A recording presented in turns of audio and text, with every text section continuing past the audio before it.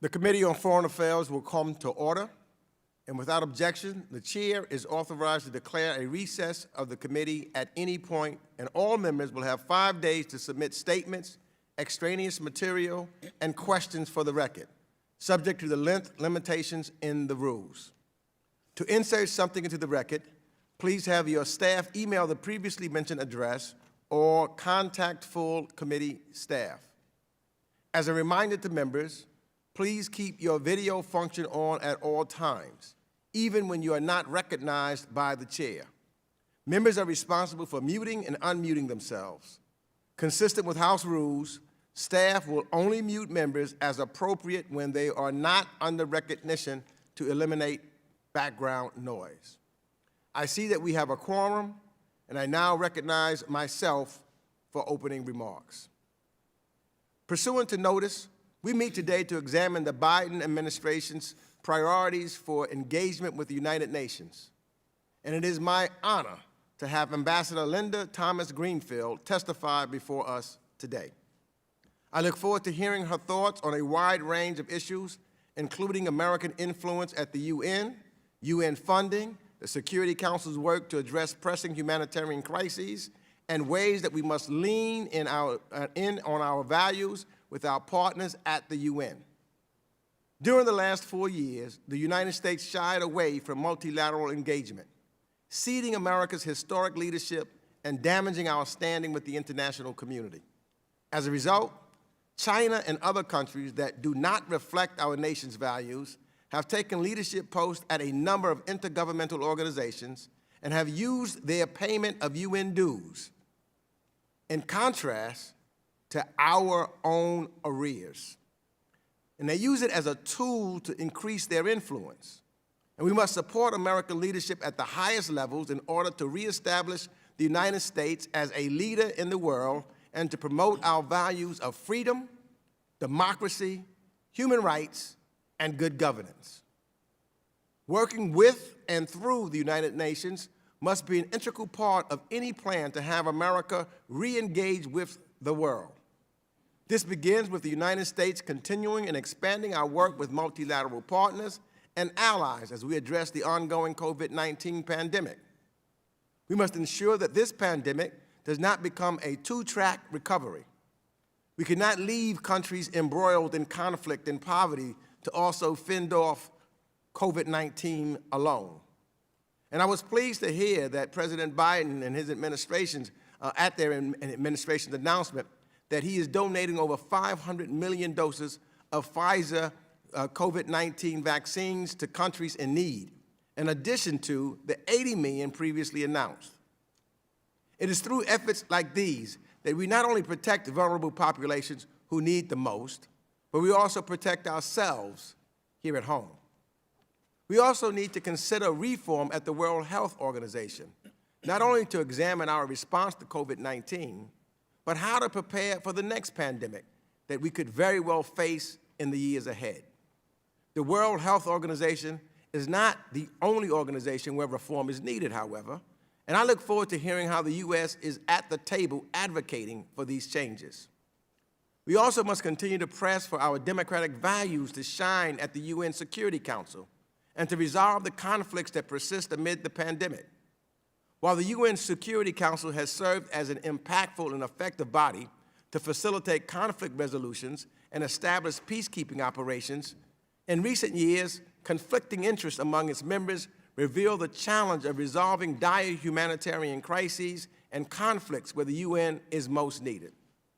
I look forward to hearing from the Ambassador about how the United States is engaging the UN Security Council to drive action to address disastrous conflicts, such as supporting humanitarian access for life-saving assistance as the body once again debates a Syria cross-border resolution.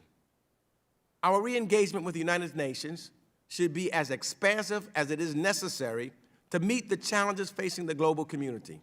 We should work with the UN actors like the World Food Program and the Pan American Health Organization to provide school meals, vaccinations, and other essential services to Venezuelans, both inside of Venezuela and throughout Latin America.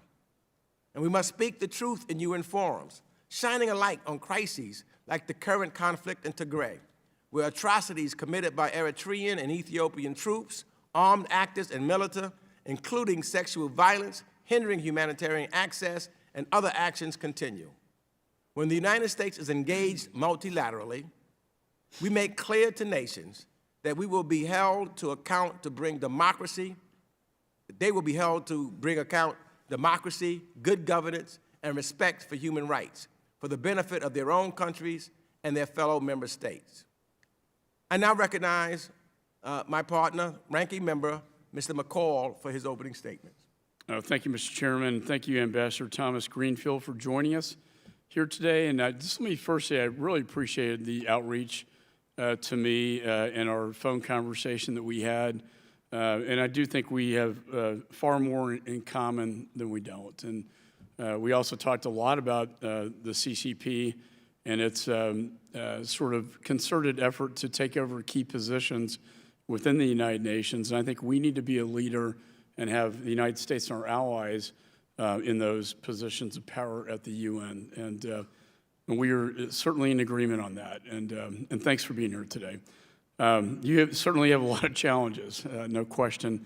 As the chairman talked about, I want to start out as we speak, millions of lives are at risk in Tigray. And while maybe a lot of people back home in our districts don't know a lot about this, as the fighting continues, there starvation and systematic rape are being used as a weapon of war. And comments from Administrator Power that Ethiopia is, quote, destroying the reproductive health of Tigrayans really calls into question whether conditions amount to a genocide under the 1948 Genocide Convention.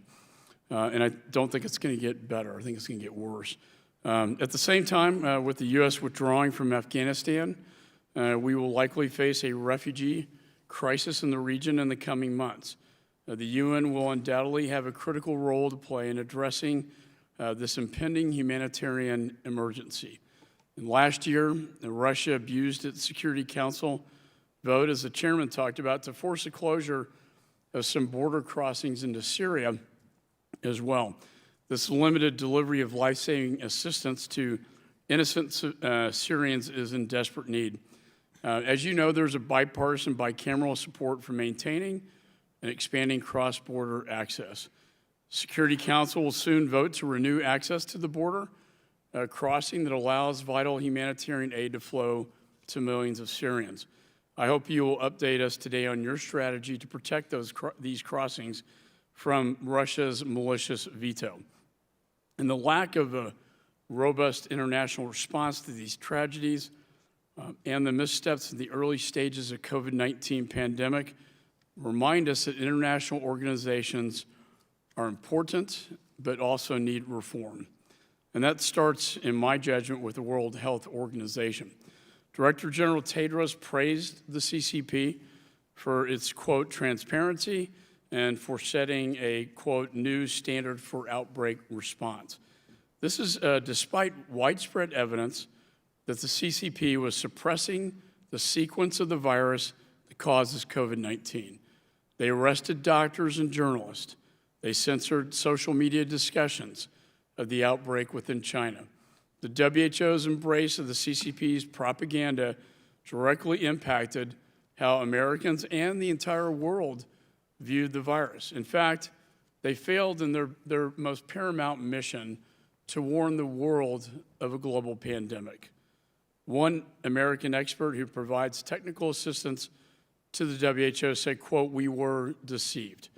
And on top of that, earlier this month, with the tacit approval of the Biden administration, Belarus and Syria were elected to serve on the WHO's executive board.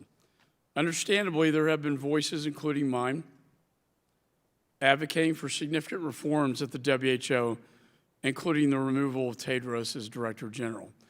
It's no wonder the American people are losing faith in international organizations. And that's why I think, as we talked about, U.S. leadership in these organizations is really more critical now than ever, and why the United States should be honest and clear-eyed about where we choose to engage. Earlier this year, I was troubled when President Biden announced the United States would rejoin the UN Human Rights Council. I agree we have to be engaged. We can't leave the playing field. But as you know, the UN Human Rights Council has a history of protecting some of the world's worst human rights abusers. Current members of the council include the PRC, who are actively committing genocide in Xinjiang, and yet they're on the UN Human Rights Council. Russia has carried out nerve agent attacks on political opposition leaders like Navalny. And Venezuela, where Maduro-backed forces have killed more than 20,000 people. I did appreciate Secretary Blinken when he raised some of these issues publicly at the council. But we should make reforms to the council as a prerequisite to returning. And I do think it's important to remember the U.S. engagement with international organizations like the United Nations brings significant financial contributions from American taxpayers. In fact, the U.S. accounts for roughly 1/4 of both the regular and peacekeeping budgets at the UN. And we are the largest donor to the WHO, contributing roughly 15% of their annual budget in 2019. So I think the American people deserve to know that their money is being used wisely to help the global community and to influence the UN to reflect the American values of freedom and democracy. And of course, it's been reported, Madam Ambassador, that taxpayer money has went to the lab in Wuhan, and there's so many questions regarding that. I understand that the quest for scientific research, but we also need to know what happened at that lab to ensure that it never happens again. So with that, I want to thank you again for joining us. And with that, Mr. Chairman, I yield back. Thank you, Mr. McCall. I would like now to turn to the chair and ranking member of the International Development, International Organizations, and Global Corporate Social Impact Subcommittee. Chair Castro, I now yield 1 minute to you. Thank you, Chairman, and thank you, Ambassador. Welcome. Thank you for appearing before this committee to testify about our nation's priorities and work at the United Nations. There are few places in the world where building back better will be harder than at the United Nations. The United Nations is at the foundation of the international system the United States has helped build and nurture over the last 75 years. Our retreat from the UN over the last 4 years has undermined that international system at a critical moment. Urgent challenges like climate change, COVID-19, and cybercrime demand stronger United States engagement at the United Nations, not retreat, lest we allow the international system to be dominated by authoritarian states like China. I look forward to your testimony on strengthening our position at the UN and how we can ensure the United Nations remains relevant and accountable to the world we're in. With that, Chairman, I yield back. Thank you, Chairman Castro. I now yield to the subcommittee ranking member, Malliotakis. You are now recognized for 1 minute for your remarks. Thank you, Mr. Chairman, and Ambassador Thomas Greenfield. I'd like to thank you for joining us today, and I look forward to having a productive discussion with you at this committee meeting. In 10 days, we will commemorate the 76th anniversary of the signing of the United Nations Charter and the conclusion of the deadliest global conflict in the history of mankind, World War II. To the UN's credit, we have succeeded to tamper down the most violent tendencies of radical actors around the world for decades. But beyond this key success, the United Nations has unfortunately spawned entities like the UN Human Rights Council who act in ways that are shockingly contrary to the founding values of this body. Ambassador, members on both sides of the aisle must re-examine our relationship with corrupt elements of the UN system. We have an obligation to our constituents to ensure that their tax money is going to works and services that benefit them. We must recognize that corruption on any level and must never be on the receiving end of an American check. I look forward to discussing ways we can reach the shared goal together, and I'd like to thank you again for joining us this morning. Thank you, Ranking Member Malliotakis. Now it's my honor and pleasure to introduce our witness. Ambassador Linda Thomas Greenfield is a career diplomat, returning to public service after retiring from a 35-year career with the United States Foreign Service in 2017. She previously served as the Assistant Secretary of State for African Affairs, where she led the Bureau focused on the development and management of U.S. policy towards sub-Saharan Africa. Prior to this appointment, She served as Director General of the Foreign Service and Director of Human Resources, leading a team in charge of the State Department's 700,000-strong workforce. She has served our country overseas, including in postings in Switzerland, Pakistan, Kenya, Nigeria, and Liberia. Without objection, the witness-prepared testimony will be made part of the record, and I now recognize the Honorable Ambassador Linda Thomas Greenfield for 5 minutes. Thank you, Mr. Chairman. Thank you, Ranking Member McCall, and distinguished committee members.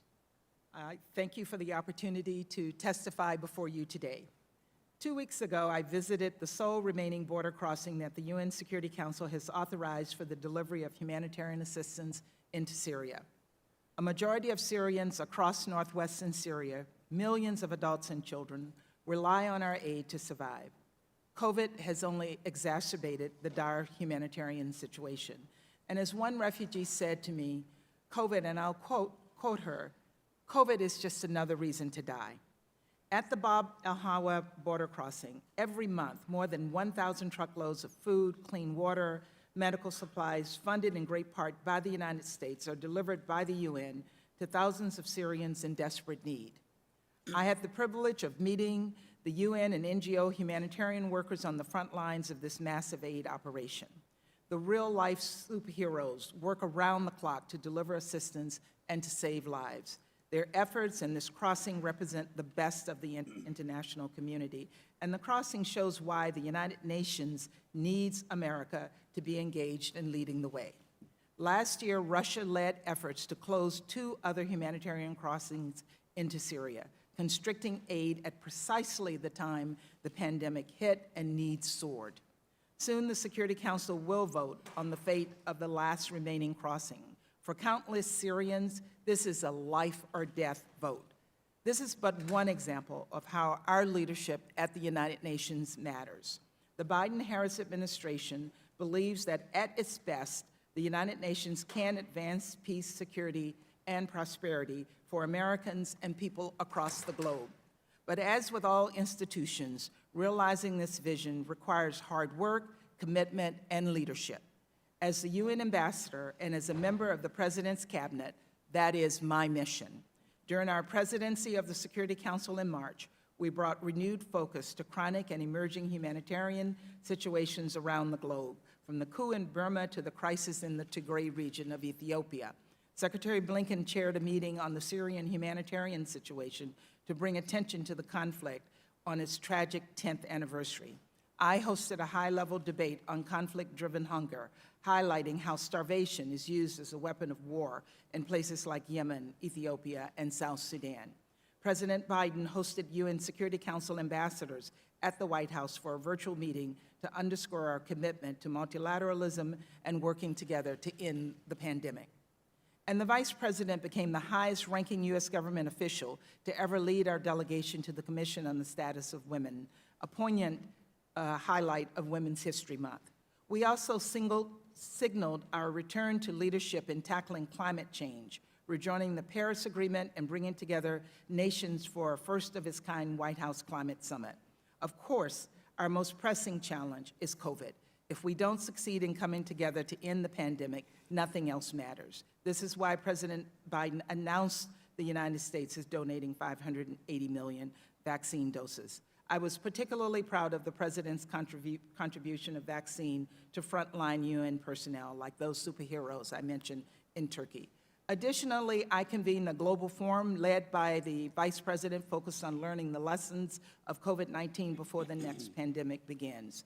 The United States is bringing our leadership to bear on other global challenges too, from addressing threats to women and girls, to systemic racism, to maintaining peace and security, and to bolstering democracy around the globe. In particular, we have worked tirelessly and multilaterally to bring an end to the conflict in Israel and Gaza. If you take anything away from my message today, it should be that the United Nations and the world needs U.S. leadership. When we leave a vacuum, others who do not share our values and priorities are eager to step in. The goal of those who work against us is clear: to create a more favorable international environment for authoritarianism. To adapt a phrase from President Biden at the United Nations, we are in a battle for the soul of the world. This is why it is critical for the United States to lead. That means paying our dues in full and on time, aiding humanitarian and pandemic recovery efforts, expanding opportunities for American citizens to pursue careers at the United Nations, and ensuring our U.S. diplomatic corps doesn't remain understaffed and under-resourced. And it means relentlessly pursuing reforms across the UN system. Our adversaries and competitors are investing in the United Nations. We can't expect to compete unless we do too. I intend to be a strong leader on behalf of the United States at the United Nations, and to do so in close cooperation with this body. I know the UN ambassador has not visited this committee in some time, and I'm pleased to change that and to work in partnership with Congress to advance our nation's interests at the UN. I'm honored to be here with you today, and I welcome your questions. Let me thank you for your testimony, Madam Ambassador. I will now recognize members for 5 minutes each, and pursuant to House rules, all time yielded is for the purposes of questioning our witness. I will recognize members by committee seniority, alternating between Democrats and Republicans. If you miss your turn, please let our staff know and we'll come back to you. If you seek recognition, you must unmute your microphone and address the chair verbally and identify yourself so that we know who is speaking. I will start by recognizing myself. Please note that I will be very strict in enforcing the 5-minute time limit for questioning to allow as many members as possible to engage the ambassador today. And Madam Ambassador, I will ask you to be concise in your answers, and I'll start with myself because I have several questions that I wish to ask within my limited 5-minute time. As I noted in my opening remarks, while the United States retreated over the last 4 years from the world stage, China has stepped up, advocating for their candidates in leadership elections and using our mounting arrears against us.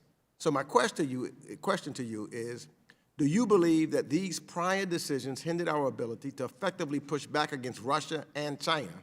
And as U.S. Ambassador to the UN, how are you leveraging the Biden administration's policy of renewed engagement to prevent our strategic competitors from expanding their influence in the body?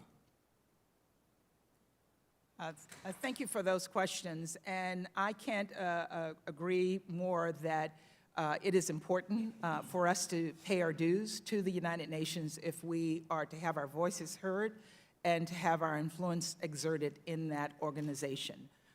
During the 6 months that I have been in New York, actually less than 6 months that I've been in New York, I've had the opportunity to engage with our allies, to engage with our friends, to engage with the UN, as well as to engage with the Chinese and the Russians. And it is very clear to me, without us being there at the table, many issues would be left unspoken. Many human rights violators would get away with their actions if we were not at the table to raise those issues. The Chinese regularly refer to the fact that there are countries who don't pay their dues, and they're clearly referring to us. They do pay their dues, and they exert enormous influence in the United Nations, and it's malign influence. It's influence that promotes an authoritarian approach to multilateralism, and we need to fight that every step of the way. And during our administration, we're working to enhance U.S. Leadership. Thank you for that. And as you know, Central America and the Caribbean have been hit particularly hard by the ever-apparent impacts of climate change. We cannot deny that the devastating hurricanes and severe drought in the regions have been a major driver for migration. So now that the United States has rejoined the Paris Agreement and has installed John Kerry as Special Presidential Envoy for Climate, how can we increase collaboration with the United Nations to combat climate change and brainstorm new strategies to deal with what will likely be massive influxes of climate refugees? Thank you for that question as well. And we are really engaging with our colleagues in the Caribbean on these issues. And as you have seen in the past few months, that former Secretary Kerry, Special Envoy Kerry, has been extraordinarily proactive. The permanent representative from St. Vincent and the Grenadines is on the council. I've engaged with her on issues related to the Caribbean, and we saw the devastating impact of the earthquake, the volcano in St. Vincent and the Grenadines, and we work very closely with her to bring the international community to help them to address that issue. There are hurricanes that regularly hit the Caribbean, and again, a lot of how they respond is a result of the lack of climate consciousness in dealing with some of the climatic changes that is impacting the islands of the Caribbean. So we do look forward to working with those governments and working in the administration to raise the profile of our relations with these countries. Thank you. Lastly, my last question is this. You know, over the past several years, I've seen one report after another detailing horrific allegations of sexual exploitation and abuse by UN peacekeepers and staff on UN agencies. You know, and most recently at the DRC, for example. And so far, the UN has not appeared to prioritize ending these crimes. So what are you doing as UN ambassador to ensure that the UN makes ending sexual exploitation and abuse a top priority across its agency? It is a top priority, and we're appalled by the reports that we have seen, not just the most recent one, but earlier reports as well. We are engaging with the UN, we're engaging with the Office of Peacekeeping Operations, as well as with other members of the Security Council to ensure that those countries that provide individuals or troops hold those individuals accountable for the actions that they take, and that the UN holds them accountable. And this is where we are working very closely with the Secretary General to push UN reform and empower him to address these issues directly and face on. Thank you. Thank you for your answers. And I'll now call on our members for questioning, and I'll start with our ranking member, McCall. Thank you, Mr. Chairman. And let me just say at the outset, Susan Rice was the first African-American ambassador to the United Nations. Madam Ambassador, you are the second.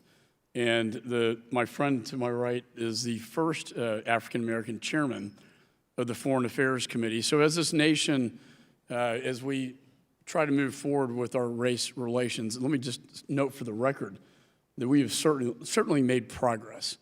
And I think it exemplifies it here today. And it's an honor to serve with you. Let me start with, and I was very, our conversation, your assessment of China and the threat from the CCP was spot on, and I was very impressed with that. This committee passed unanimously a resolution which basically labeled the crimes coming out of the Xinjiang province against the Uyghur Muslims as genocide. Do you agree with the assessment of this committee that genocide and crimes against humanity are being committed by the Chinese Communist Party in Xinjiang? Yes, genocide is being committed against Uyghurs in Xinjiang, and the government, the PRC government, is committing crimes against humanity. We have called the Chinese out on this.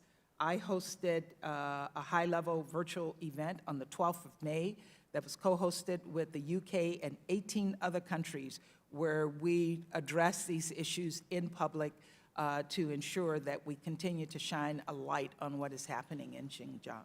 I appreciate that candid response, and I couldn't agree with you more. And I hope the bill will come to the floor soon.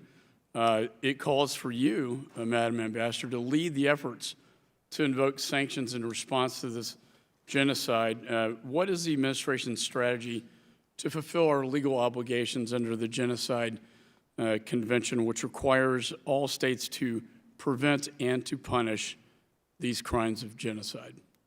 You know, first and foremost, at the United Nations in March, we issued joint sanctions that were announced by the UK, Canada, and the EU, and we thought this was a powerful example of the impact we can have by collaborating with like-minded allies and parties. The president is in Europe as we speak, and this past week he has also engaged with allies and partners to see how we can continue our efforts to grow an international coalition of countries willing to speak out against the atrocities that are occurring in Xinjiang. And we're considering, while we're considering unilateral actions that we can take to promote accountability to the PRC government crimes and abuses, we also want to be a leader on this in the United Nations. And I think we're always best when we lead as on democracy, freedom, and human rights, and protecting the freedoms and human rights of people around the world. And that's where this committee often comes together, as not just Republican, Democrat, but as Americans. That those are our ideals that we hold so true and so valuable. I'd like to ask you also about the COVID-19. The latest revelations coming out seem to be pointing more and more that it's a possibility, if not probability, this could have accidentally leaked from the laboratory.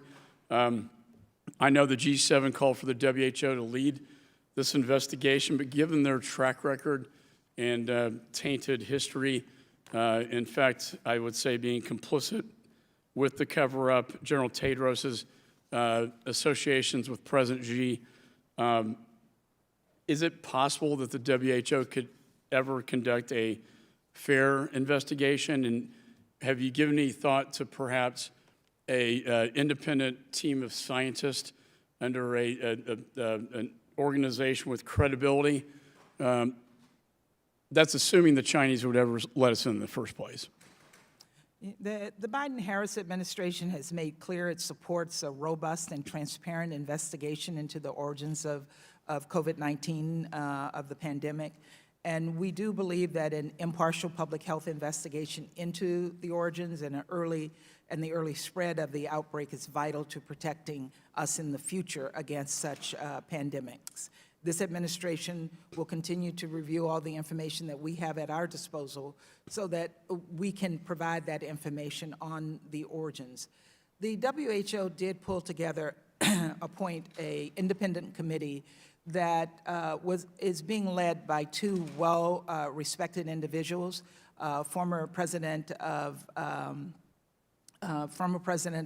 Liberia, Sirleaf, is on is co-leading that investigation. We, as the UN mission, met with her and the team involved in that, and I know that they have met with other members of the Security Council to brief on the final report. And I am confident in their abilities to get to the bottom of this, and I know that they're working hard. Their reputations are attached to this, and we're looking forward to seeing the results. But again, we ourselves are looking at this, and the President has asked that the U.S. intelligence community provide a full assessment of its findings within the next few months. Thank you, Madam Ambassador. Gentleman's time has expired. I now recognize Representative Albio Sires of New Jersey, who's the chair of the Subcommittee on the Western Hemisphere, Civilian Security, Migration, and International Economic Policy for 5 minutes. Thank you, Chairman. Ambassador, welcome. It's great to have you in front of us here so we can ask all these difficult questions that you have all the answers for. I guess I'll start with Venezuela. As you know, Venezuela has 5-6 million people have gone past. They're spread all over South America, Central America. Yet, according to the Brookings Institute, the UN spends less money per refugee of Venezuelans than any other group. My ask to you is, could you please look into see if we can even that up? Because Venezuelans are putting a lot of pressure on all these countries that they have been spread through to Central and South America, and especially Colombia. They have 2 million Venezuelans. And I've been to the border, and it's really a crisis which doesn't get as much attention as some of the other crises in the world, but certainly could use a lot more help from the UN and help us in terms of our relation with those countries. My other question to you is, Nicaragua. You know, over the weekend, the Nicaraguan government just arrested 5 more people. 4 of those that arrested so far, the 13, are presidential candidates. You know, where are we headed with this relationship with the UN and Nicaragua? Obviously, we have to speak strongly against these actions, because in my feeling, we're headed in Nicaragua is the same as Cuba, the same as Venezuela, and I won't want people in this region thinking that this is the wave of the future. So I think that the UN has to be really strong in speaking up against Nicaragua and what Ortega is doing to that country. Good. Thank you for both of those questions. And let me just start on Venezuela. I was in Ecuador leading the presidential delegation to the inauguration of the new president of Ecuador, President Lasso. And while I was there, I had the opportunity to engage with governments from around the region, including the representatives from Venezuela who are not part of the government, to see how we could raise the profile of Venezuela. And I was impressed at how welcoming all of the countries in the region have been to Venezuelan refugees who are coming into their country, particularly Ecuador itself, a poor country itself. The UN agencies, I did have an opportunity to meet with all of the UN agencies there, as well as the NGOs who are working on Venezuelan refugees, and I can tell you that they are extraordinarily committed. I did come back to New York and brief my colleagues on the visit and the importance of us focusing attention on addressing the refugee crisis there, and I will continue to follow that closely for you, sir. Thank you. On Nicaragua, we're really concerned regarding the situation there, and we'll continue to keep the spotlight on the brazen repression that the Ortega regime is carrying out. The U.S. called on President Ortega and the Nicaraguan government to immediately release the presidential candidates who were arrested, and other civil society and opposition leaders who've been arrested in the wave of repression that he has carried out there. And we've imposed sanctions on 4 members of the Ortega regime in response to these arrests. We will continue to use all of our influence, all of our diplomatic and economic tools at our disposal to support Nicaraguans' call for greater freedom and accountability there. And again, it's very much on our agenda. And I just have a few more seconds. Let's not forget about Haiti and the Caribbean. I did meet with the Haitian president when I was there, and I had discussions and meetings with the UN before going out. We've not forgotten about Haiti, and I am committed to continuing to work to improve the situation there. Just a little story, when I was there, we were there with the delegation. We met with the president, and one of the things he said to us was that he wanted to bring the army back. You know, to me, we give this island money. They don't need an army. So if you could tell them that there are other countries out there without an army that are doing real well. I will. Thank you. Gentleman's time has expired. I now recognize Representative Chris Smith of New Jersey, who's the ranking member of the Subcommittee on Africa, Global Health, and Global Human Rights, for 5 minutes. Thank you very much, Mr. Chairman, and welcome, Madam Ambassador. It's good to have you back. Let me just first thank the chairman for bringing up UN peacekeeping and the sexual abuse that has been embedded in many of these delegations, many of these deployments. I chaired 4 congressional hearings on the abuse by peacekeepers in DR Congo. I went there, and it's still a problem all over the planet. Kofi Annan, when he was Secretary General, put out a zero tolerance policy. In one of my hearings, I called zero compliance. They were trying in New York, but it was not being implemented in the field. So please stay at that very aggressively. The peacekeepers should be the protection, not the exploiters. As you know, and as has been mentioned, Xi Jinping and the Chinese Communist Party are today committing genocide against Muslim Uyghurs and other ethnic minorities. Xi Jinping has said that they will show no mercy, quote unquote, as both the United States and China have ratified the UN Convention Against Genocide. However, China did take out a reservation against Article 9, which is enforcement by the International Court of Justice, which pretty much negates a lot of what can be done to hold them to account in that body. But I would think there are other ways. One, the Genocide Convention, the implementers ought to be raising the issue, and I hope that you have raised it with them, and maybe you could elaborate on that. I would also hope that we would take up and sponsor a UN Security Council resolution condemning Xi Jinping's genocide. You know, I chaired a hearing the other day on May 18th of the Tom Lantos Commission. I'm co-chairman, so I chaired it, and we focused on the Genocide Olympics. The fact that at a time when we should be holding China to account, people are going to be traipsing to Beijing in 2022 for opening ceremonies and everything else. We need to find a new venue, a new city, or boycott.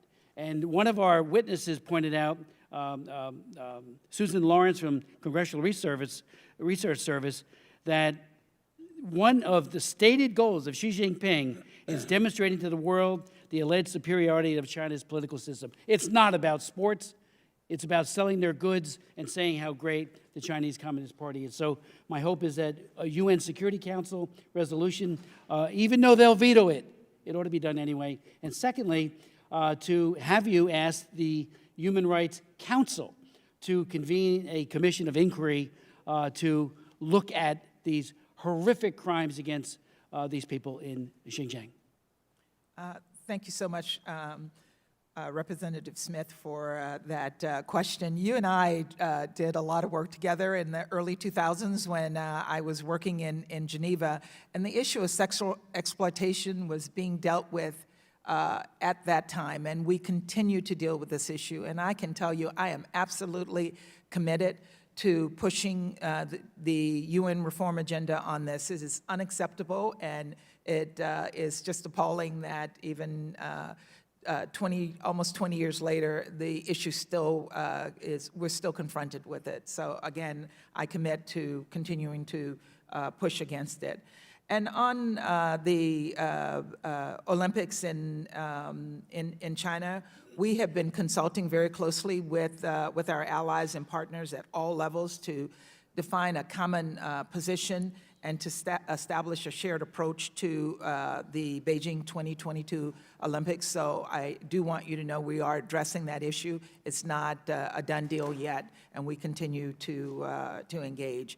And we are regularly engaging on the genocide issue of the Uyghurs and raising that at the Security Council. There was a push in the General Assembly to have discussions on this, and there are a number of countries who have allied with us and support efforts to continue to push the Chinese and highlight for the world the devastating. If you could ask the Human Rights Yeah, Council and to take it up. in the Human Rights Council. But I And mean, as you know, table they are a resolution? member of the Human Rights Council, but as a future member of the council, we intend to have this on the agenda as well. And lastly, very quickly, for almost 4 decades, the UN Population Fund has supported, co-managed, and whitewashed the most pervasive crimes against women in human history as part of the child limitation policy. There are missing girls, daughters, maybe as many as 60 million, which has exacerbated in and of itself, it's a gender side, it's a crime against women. And my hope is that you would raise with the UNFPA, because no unwed mothers in China can give birth, period. I mean, what a horrific, and the UNFPA has not been part of reform, it has been complicit. Yield back. Gentleman's time has expired. I now recognize Representative Brad Sherman of California for 5 minutes. Thank you, Ambassador. Thank you for being with us. Can't find anti-Semitism if you can't define it. What's interesting is some argue that calling for the abolition of Israel and the elimination of the only Jewish state isn't anti-Semitic. I put it to you that if I were to start screaming death to Albania, people would think I was an anti-Albanian bigot. And if I called for the elimination of Poland, as it failed to, as it was eliminated in the 19th century, people would think that I'm an anti-Polish bigot. Fortunately, in 2019, the UN Special Rapporteur on religious freedom, on freedom of religion and belief, released a report on combating anti-Semitism. The report called upon governments to acknowledge that anti-Semitism poses a threat to stability and security, and declared that expressions that draw on anti-Semitic tropes or stereotypes, or that reject the right of Israel to exist, or advocates discrimination against Jewish individuals, should be condemned. One of the recommendations in the report is that all states adopt the International Holocaust Remembrance Alliance working definition on anti-Semitism. This is quite similar to the definition of anti-Semitism found in the State Department's report on global anti-Semitism published about 10 years ago. However, only 30 nations have adopted the definition to date. What is the Biden administration doing to build on this critical report and to encourage nations to adopt the IHRA working definition of anti-Semitism?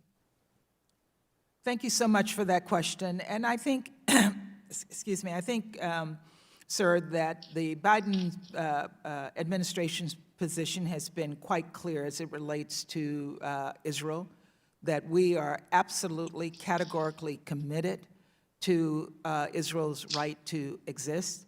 We will fight against every effort, wherever it takes place, to undermine or diminish or question Israel's right to exist. And we have committed to fighting those efforts at the United Nations when unfair resolutions have been raised targeting Israel. So across the board, I think you can be confident of our position there. We, at the same time, continue to emphasize to Israel as well that we should work together in partnership and discuss issues across the board on how to address the a two-state solution that President Biden supports. Thank you. And I would say that there are those in this country who are shouting from the river to the sea, Palestine shall be Juden free. They don't exactly use that slogan. I gave it a bit of a German accent, but we know what they mean. I want to shift to Iran. We have UN Security Council 2231. I believe it expires in a couple of years. It limits Iran's missile program. We were not in a strong position to urge its extension when we were outside the JCPOA. Now we are doing our best to rejoin. Of course, Iran is in violation. Has the administration made a determination on whether to seek an extension of the restrictions found in 2231? And are we working at the UN to deal with not only Iran's nuclear capacity, but its ballistic missile capacity?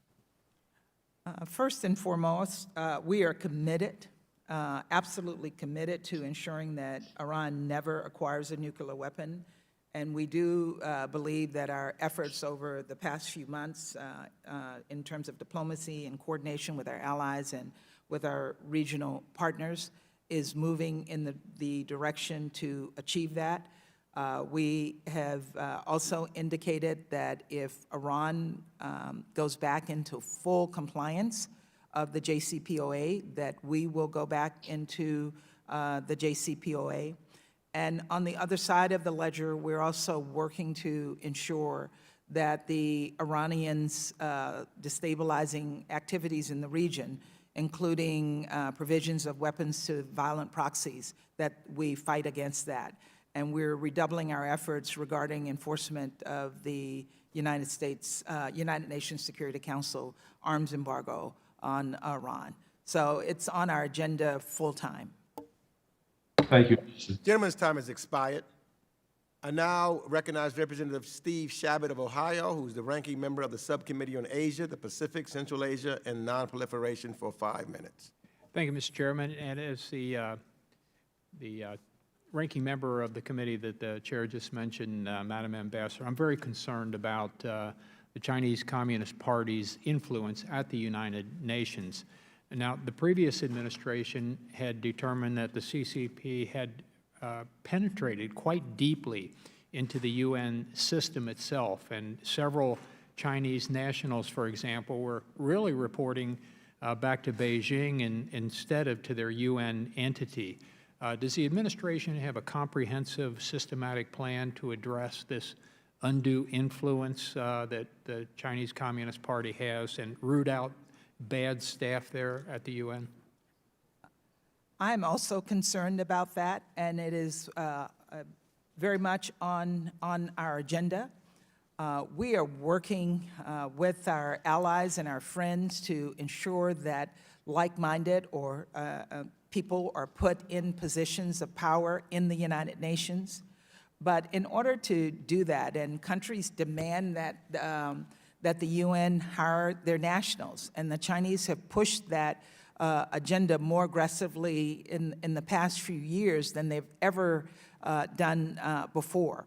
And we have to push our agenda to ensure that Americans or allies are put in some of those key positions. We engage with the UN system on the performance of people that are employed, and if there are performance issues, we constantly bring that to the attention of the United Nations. But again, I think where our voice will matter is when we pay our dues, we have more of a right to insist that we put senior Americans into positions, and we have more of a voice at the United Nations to push back against Chinese malign efforts. They're looking to change how the whole multilateral system works.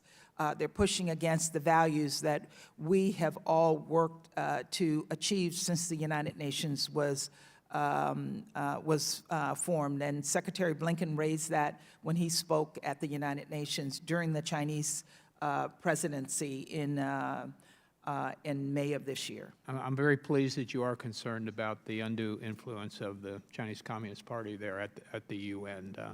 Let me move on to another question. I'm also one of the co-chairs of the Turkey Caucus, and in your written testimony, you discuss your trip to Syria.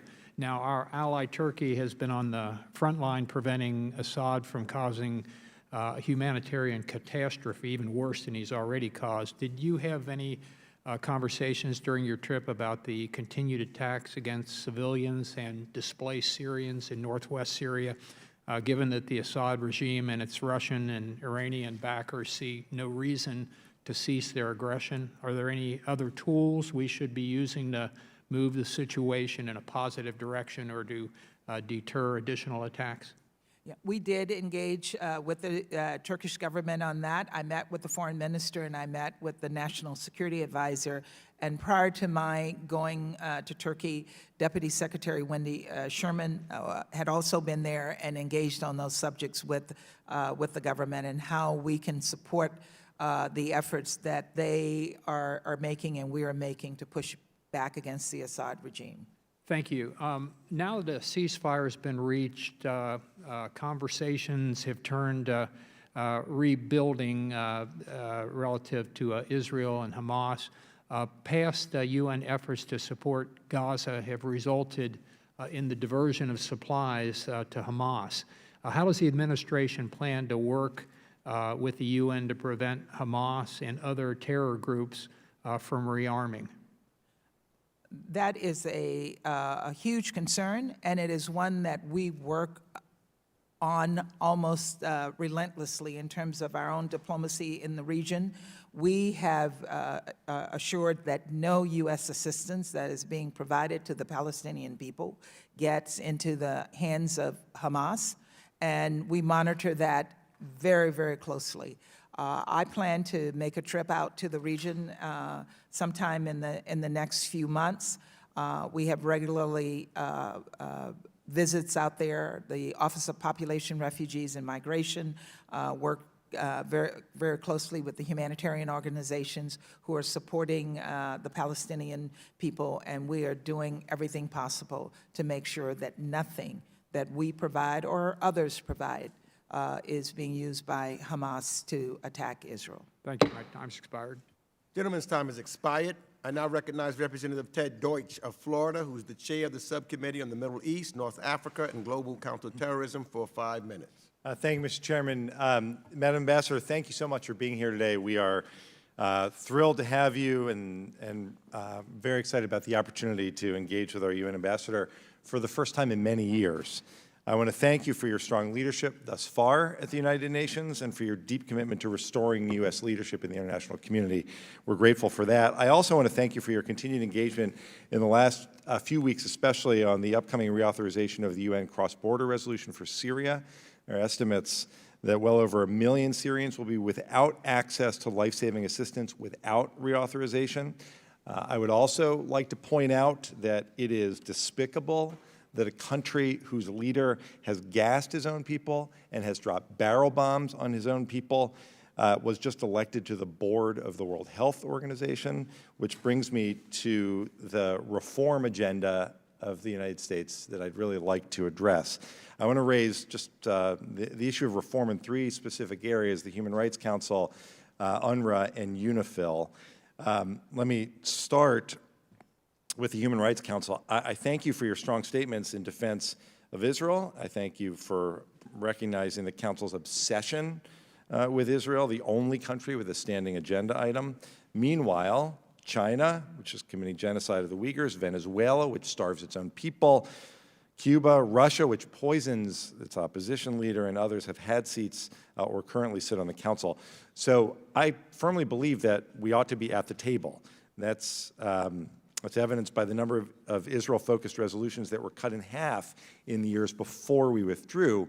But for the Human Rights Council to be taken seriously, there has to be accountability first and foremost from its members. And I know you've talked about pursuing reforms. Specifically, what reforms are we looking at, and how can we limit some of the world's worst human rights abusers from sitting on the Council? I have to tell you that I'm also appalled that we have to sit next to some of the world's worst human rights abuses when we're sitting in the Council. But I know that when we're sitting there at the table, we have much more influence and power to push against their efforts to push the Council in the wrong direction. And I look forward to the Council, once we're back on the Council, working with like-minded, working with our allies, working with our friends to put a reform agenda on the table in terms of membership of the Council, in terms of what the Council looks at. It is also appalling that the Council has one standing agenda, and that's Israel, when there's so many other countries that are committing human rights violations, and we see it every day in the news. So again, we know it's tough. We're not going into this with any starry eyes. It's going to take hard work, but it's going to take the work of linking and being flanked by our allies to push back on these efforts. Appreciate that. And Madam Ambassador, I know you have a lot of allies here on this committee as you engage in that work. Moving on to UNRWA, I had said when we resumed assistance that withholding assistance to provide health care and education to kids is not in our best interest, but I also expressed serious concern about transparency and accountability at UNRWA, concerns about UNRWA textbooks. In the recent fighting, a Hamas tunnel was discovered beneath an UNRWA school. I don't know what efforts there might be to address this abuse of the facilities in Gaza to hide terror activities. But again, on the issue of reform, can you speak to the kinds of reforms that the Secretary Blinken spoke of when we resumed assistance to UNRWA? We share your concerns about the impact that Hamas is attempting to have on the Palestinian communities, and particularly the schools. I had, as one of my first meetings during the first few weeks of my tenure at the UN, I met with the UNRWA commissioner, and I made clear to the commissioner that UNRWA has to remain consistent with UN principles, and principles which are against intolerance, principles which respect human rights and non-discrimination, and that these are non-negotiable. In addition, we talked about the textbooks and our concerns about the textbooks, and we're committed in our reengagement with UNRWA to ensure that UNRWA upholds those principles. They themselves have reviewed some of these textbooks, and they actually identified textbooks that had issues and brought those to our attention. And it's my understanding that UNRWA itself is pushing back and acting promptly to remove this material from the textbooks. Some of them are provided by countries where Palestinian refugees are, and we're also engaging with those countries. It is unacceptable to have textbooks that push for violence and has anti-Semitism embedded in their teachings. Thank you, Madam Ambassador. Appreciate it very much. Thank you, Mr. Chairman, and I hope we'll have an opportunity to hear about the UNIFIL mandate that expires the end of August and attempts to reform it so that they might actually do the job that they're charged with doing. Thank you. Gentleman's time has expired. I now recognize Representative Joe Wilson of South Carolina, who's the ranking member of the Subcommittee on the Middle East, North Africa, and Global Counterterrorism for 5 minutes. Thank you, Mr. Chairman. And Madam Ambassador, best wishes for your continued success. And the people in my home state of South Carolina particularly appreciate your position with the success of our former governor, Ambassador Nikki Haley. Additionally, I was very pleased to hear your comments of visiting the refugee camp, the Syrian refugees. I've visited, and it's so inspiring to see how well organized they are and the American aid that's making a difference for people in total distress. And then I also want to thank you for your interest. You and I have many shared in St. Vincent. I visited a number of times, i.e. honeymoon. And so I know what a great place that is and what wonderful people who live there who actually coming from the coastal part of South Carolina, our accents are identical.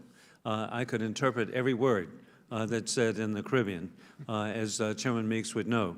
And then additionally, I want to point out that I appreciate your recognition of President Ellen Johnson Sirleaf, who I have visited in Monrovia, and so I have faith in her that she will indeed make every effort to identify the origin of the Wuhan virus.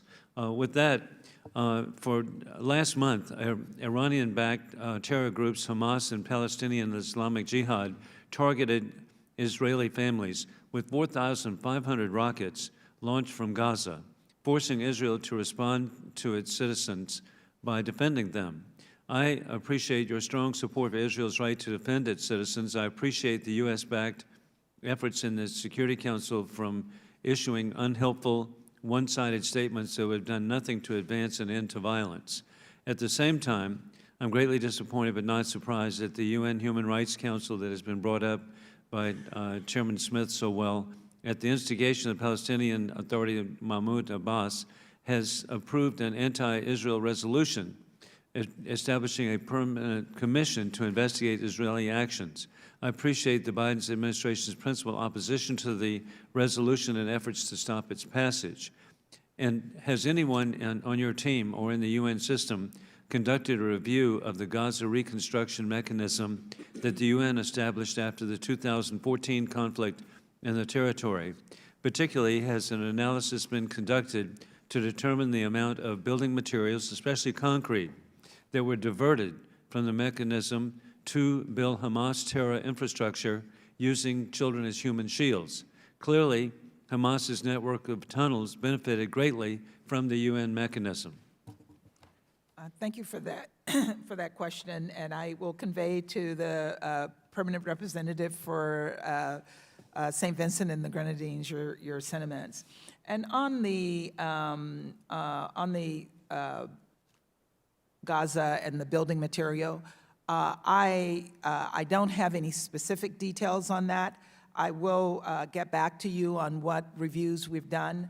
I know that as a policy, any funding that is being provided by the U.S. government is very, very closely monitored, but I don't have the exact details. So again, please allow me to come back to you. I appreciate you looking into that. And of course, Chairman Ted Deutsch is always ahead of the curve. And so I'm appreciative that he asked questions about the textbooks by the United Nations Relief and World Works Agency. Another question would be, in recent fighting, a Hamas tunnel was discovered beneath a school which was funded by UNRWA. Are you aware of any UN efforts to address the abuses of its facilities in Gaza, which hide the terrorist activities actually being used as human shields? Hearing of those reports are appalling, and it just shows the extent to which civilians are caught in the crossfire of this battle, and many of them are being used.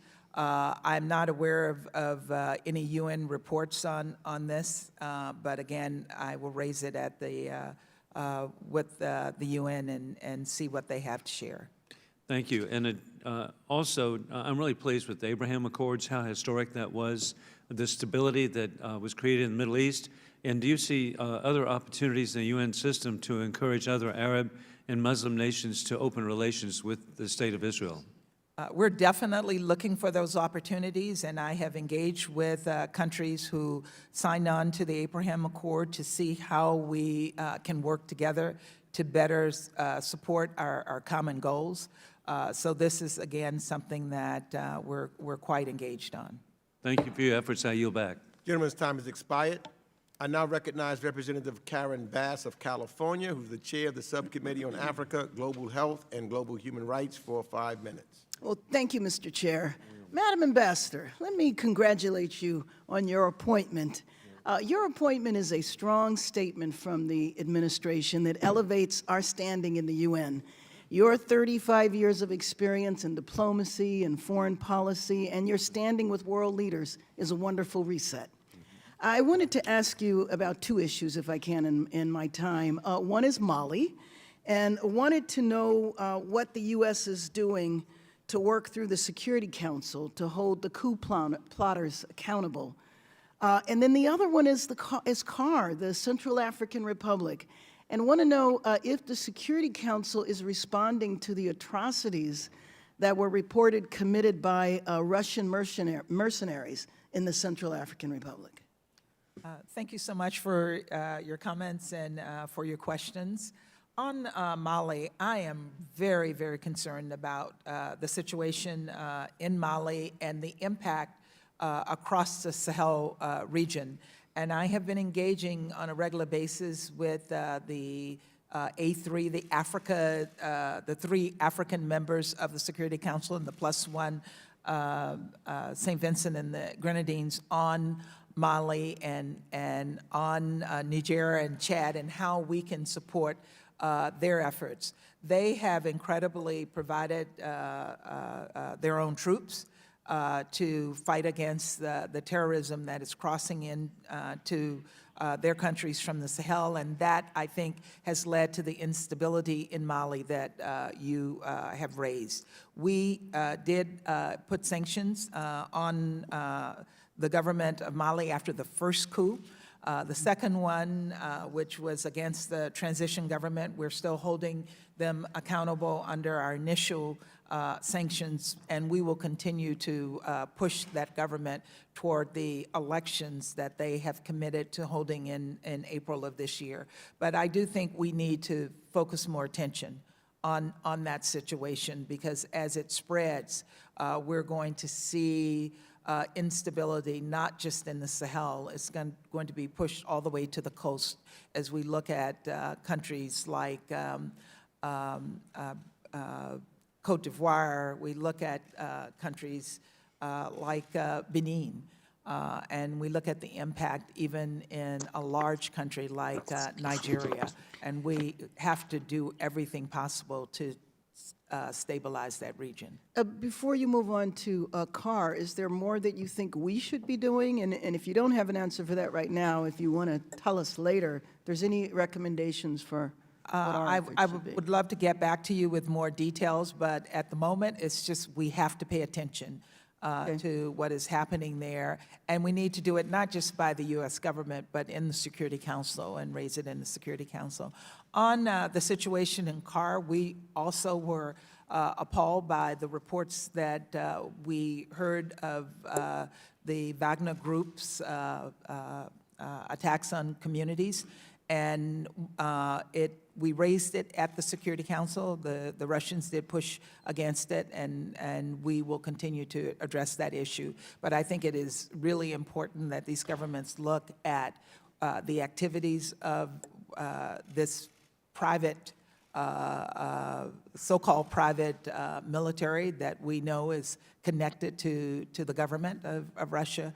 And governments need to push back against their activities in their borders. Do you know if there's a response from the AU about this? I have not seen a response from the AU. Okay. And then speaking of the AU, how can the U.S. and the UN support the AU and other multilateral bodies beyond the Security Council to play a more constructive role, now I'm talking about Eritrea, in mediating that conflict with Eritrea and Ethiopia? Yeah, the AU took the position that this was an internal issue and that because of sovereignty, they could not engage. We certainly don't agree with that.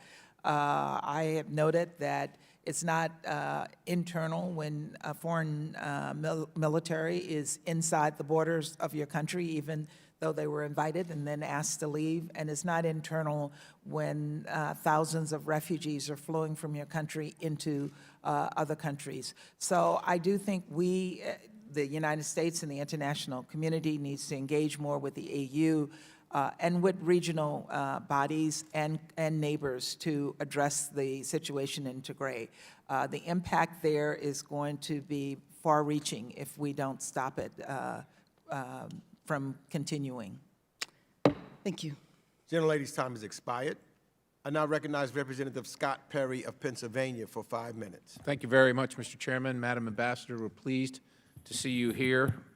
We understand that you have a difficult job, I imagine, swimming in a pool of sharks, and I don't think there's a lot of easy answers. I don't think any of us do. I want to turn quickly, since it was brought up, to the Olympics in China.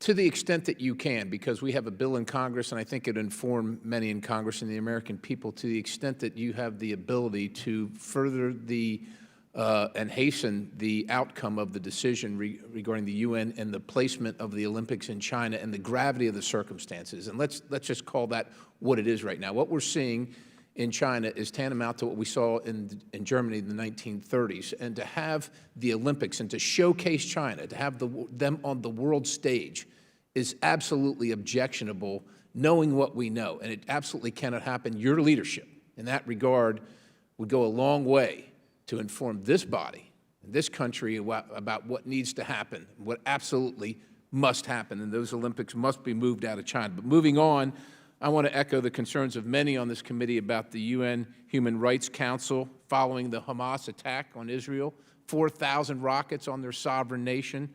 The response is an investigation. Of course, we know how those investigations go. As a matter of fact, the UN High Commissioner for Human Rights said that Israel may be guilty of war crimes.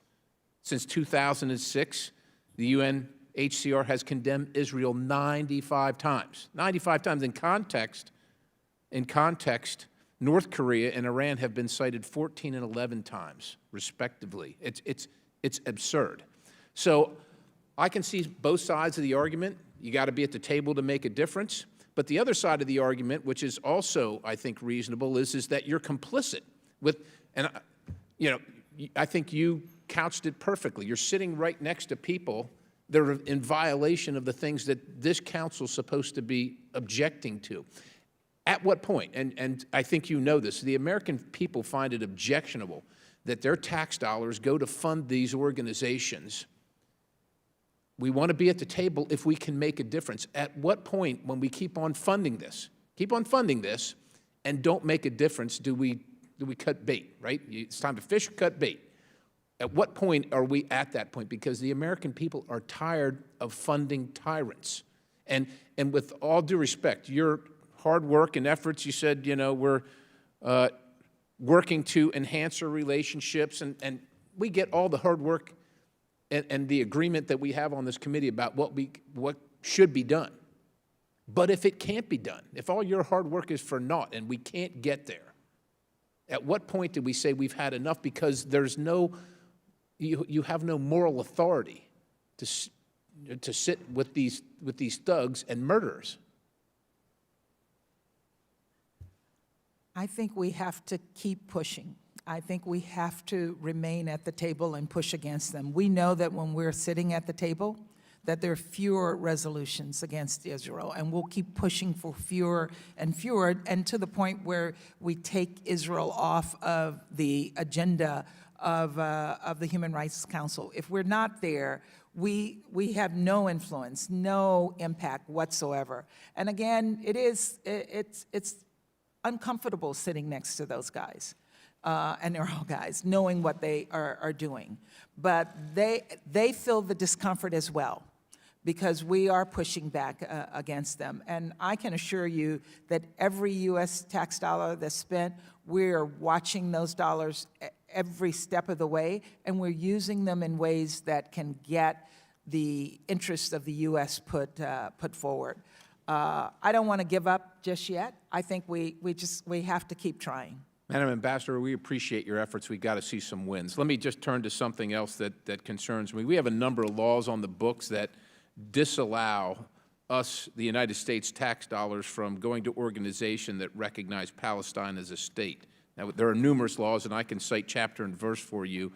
There's clear prohibitions in the U.S. tax code regarding this, yet we keep on funding the UN Framework for Convention on Climate Change. And while people will say it's just a treaty, there is an organization behind this treaty or this agreement. There's an organization that the United States funds. What are we to tell our constituents? When we pass laws here, presidents sign them, and then the administration just disregards them. What are we to tell our constituents about their money being used in contradiction to the laws their duly elected representatives at this level and the presidential level have passed?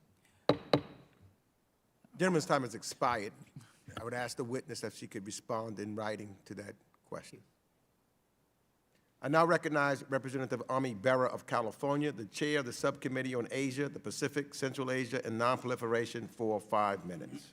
Thank you, Mr. Chairman. And Madam Ambassador, thank you for your years of service to our nation.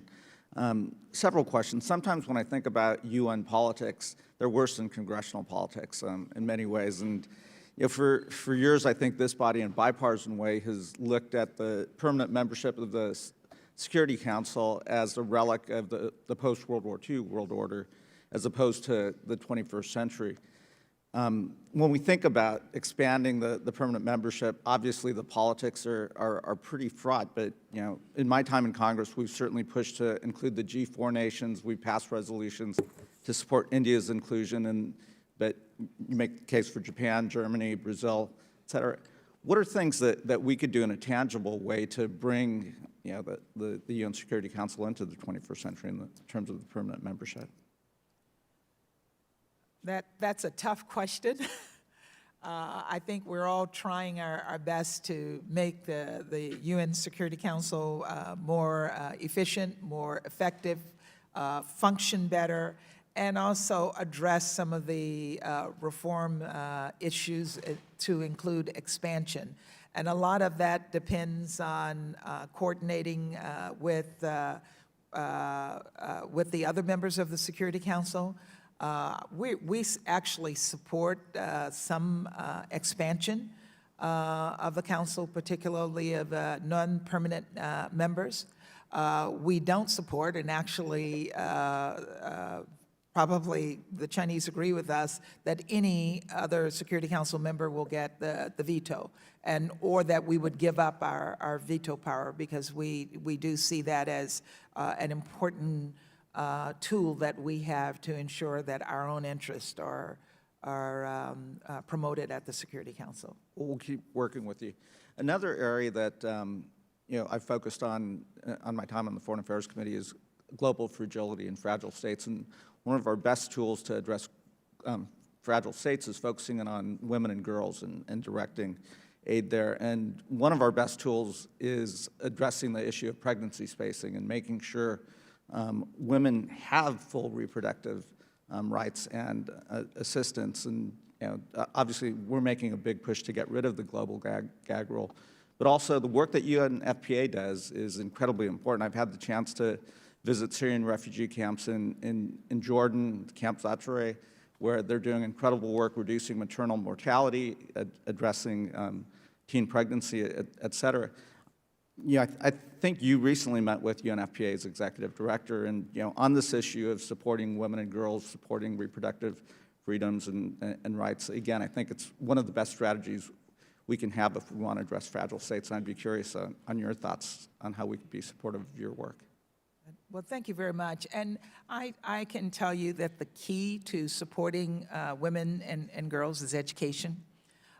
Because we know that if women and girls are educated, they have better understanding of their reproductive rights and how they can improve their own life standing by addressing those issues. And UNFPA has been a key supporter in that essential work to addressing some of the issues that women and girls face in terms of their right. Preventing maternal death and responding to gender-based violence are really important, and they are issues that we find particularly critical, and we've worked with UNFPA on those issues. But again, for me, it's education. I've seen it all over the world, and I know that when girls are educated, when women are educated, their lives improve.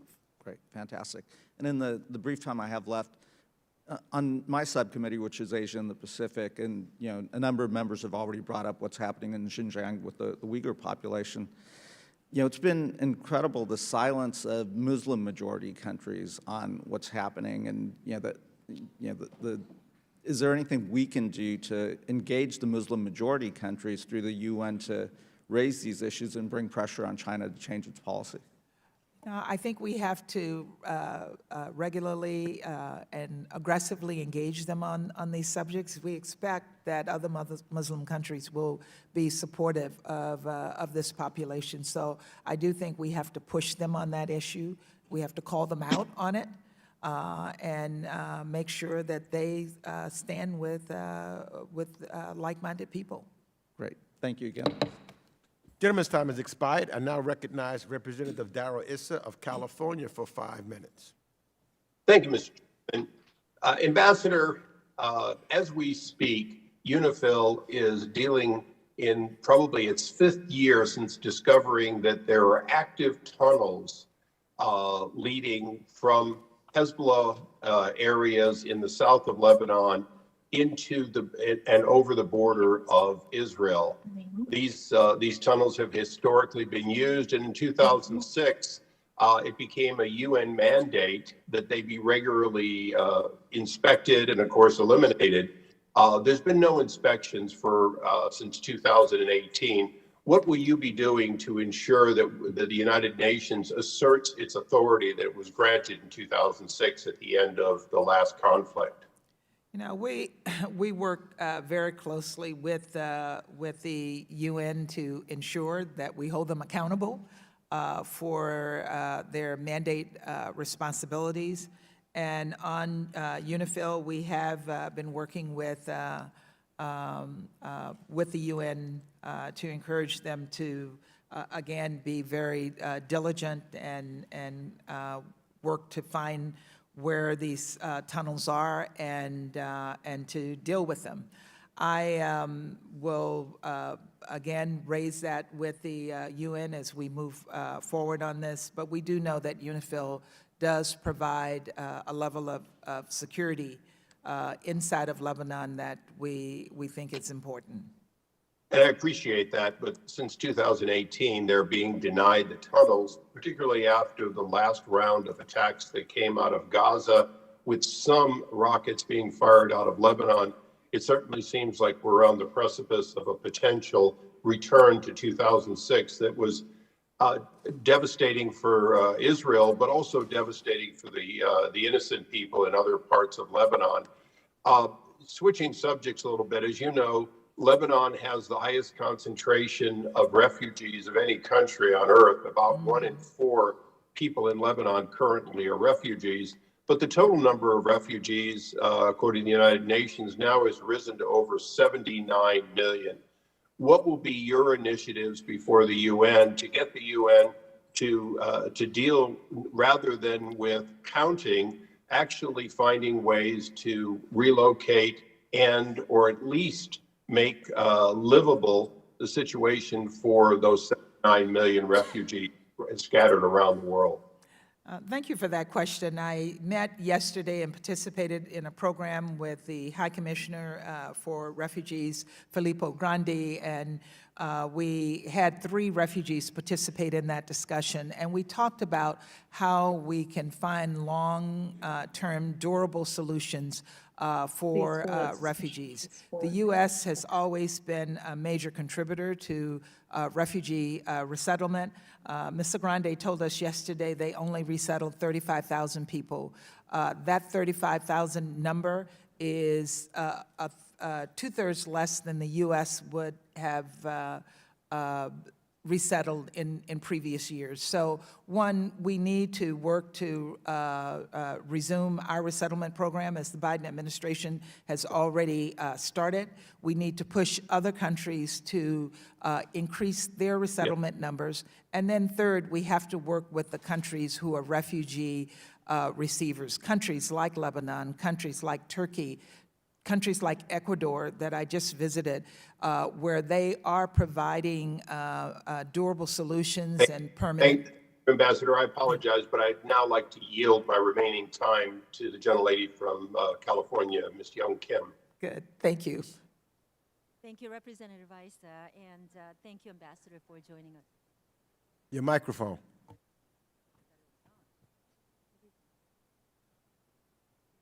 It is on, isn't it?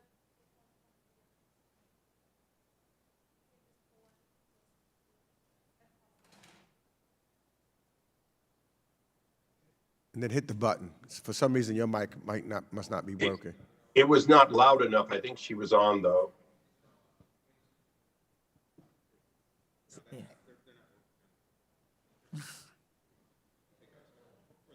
Mr. Fitzpatrick, see.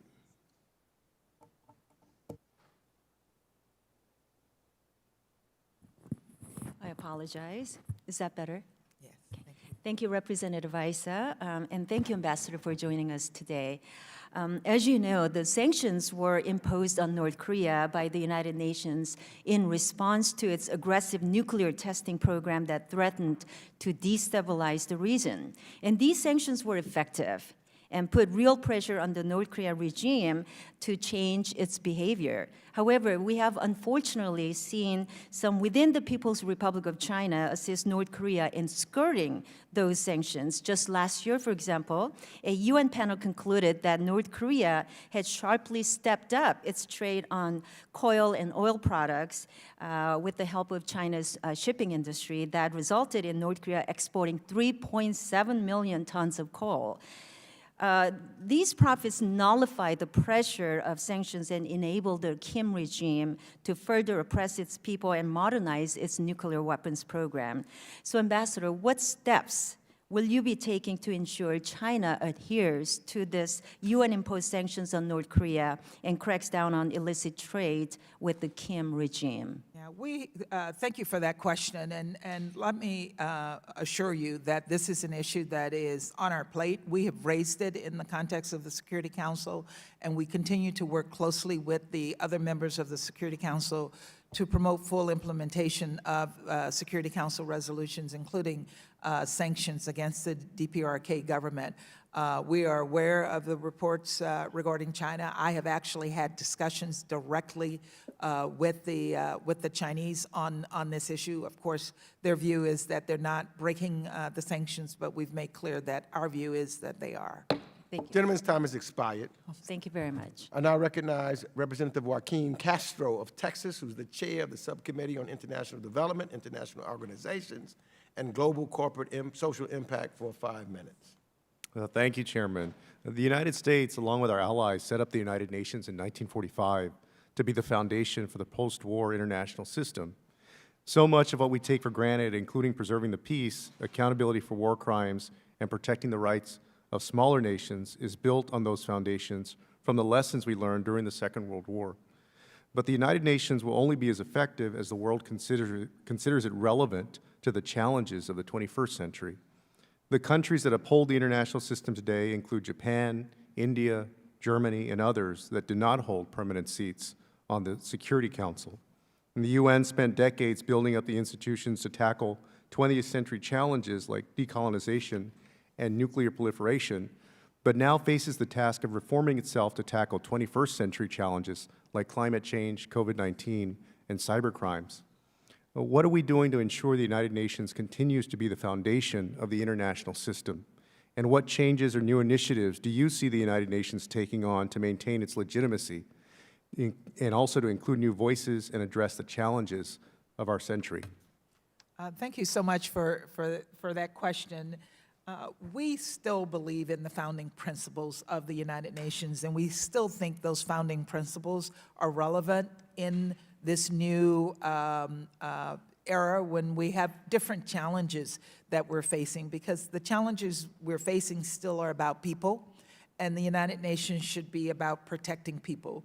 Secretary Blinken was in New York during and spoke both during the month that I chaired and also during the month that the Chinese chaired. And one of the sessions was on the importance of multilateralism, and he stressed in his speech the importance of continuing to promote the principles of the UN, the values of the UN in our multilateral system. And then, again, we're working with these countries, and we're prepared to address issues of reform, and we are doing that.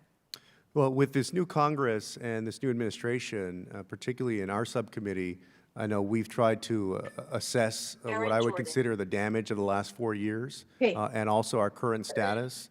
And so I wanted to ask you, how have prior U.S. actions like withholding funding for UN peacekeeping, withdrawing from the World Health Organization, threatening sanctions against international organizations, or illegally attempting to use UNSC snapback sanctions without the support of our allies affected our nation's ability to bring about these changes? Thank you again for that question. We absolutely believe that it is important for the U.S. to be at the table in all of these organizations and to fight against efforts that might diminish our own leadership. Our leadership is important. I talked about that in my address, that we have to exert that leadership. We have to work with our allies, and we have to work inside the UN to improve and reform how the UN functions. We can't do that from outside, and we can't do it alone. And that's what I have been engaged in over the past months in the UN, re-engaging, reasserting our leadership, and reestablishing our voice, and hopefully paying our dues so that our voice can be heard. And you may have to answer this question for the record, but let me set it up. Last month, this committee heard from Secretary Kerry on his work as the U.S. Special Presidential Envoy for Climate. I raised the issue of climate refugees and what the United States could do to improve and strengthen protections for peoples displaced by climate, including through U.S. law and conventions of the United Nations. Secretary Kerry said that, quote, "We have to have a formal acceptance of the concept of climate refugees," unquote, and that he would raise it with those in the administration working on the issue. And so just as the UN's refugee and migration systems were informed by the mass displacement of World War II and decolonization, how will the UN serve the needs of this century by addressing climate-driven migration? What will the Biden administration do to update and strengthen international rules for resettling people displaced by climate change? I got like 28 seconds, so. I'll just start by saying that the UNHCR and the international system is constantly reinventing itself, and climate refugees, of course, are not recognized, but many people who are so-called climate refugees are climate refugees that have also been pushed out by conflict, because climate sometimes will lead to conflict. Sure. So I do think we have to work together to review those definitions. Thank you, Ambassador. Gentleman's time has expired. I now recognize Representative Adam Kinzinger of Illinois for 5 minutes. Well, thank you, Mr. Chairman, and Ambassador, thank you for being here, and thanks for your good work. I'm a believer in the role that the U.S. plays in the United Nations. I think it's important for us to do that, and I think a lot of the times conflicts avoided can never be really measured, you know, in the sake of how diplomacy works. But I think one of the things to maintain the legitimacy of the UN and our role there is to talk about sometimes when absurdity happens. And one of those, you know, as you well know, the Assad regime has killed over 500,000 of its own people. I think it's really going to end up being one of the shames of our generation that this happened. And we look at, of course, the refugee crisis and everything associated with it. We saw another, in fact, this week in another hospital in Idlib being targeted by Assad and his Russian backers. You believe, I'm sure, that it's a war crime to knowingly bomb hospitals. So given Assad's record for targeting hospitals, what do you make of the recent news that Syria has been appointed to the World Health Organization's executive board?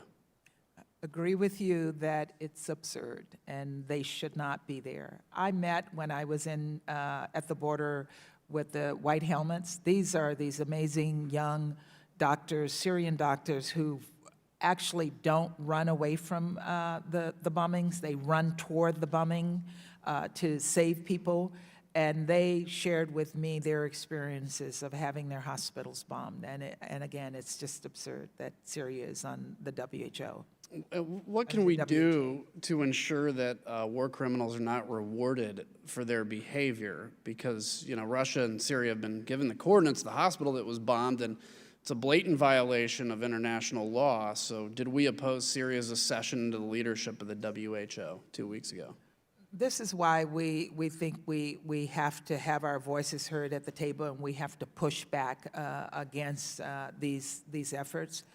Syria did run unopposed, and we made sure that we expressed our disappointment that Syria was there. So do we have an accurate number? You may not know this, but has Syria been accurately reporting COVID numbers, for example?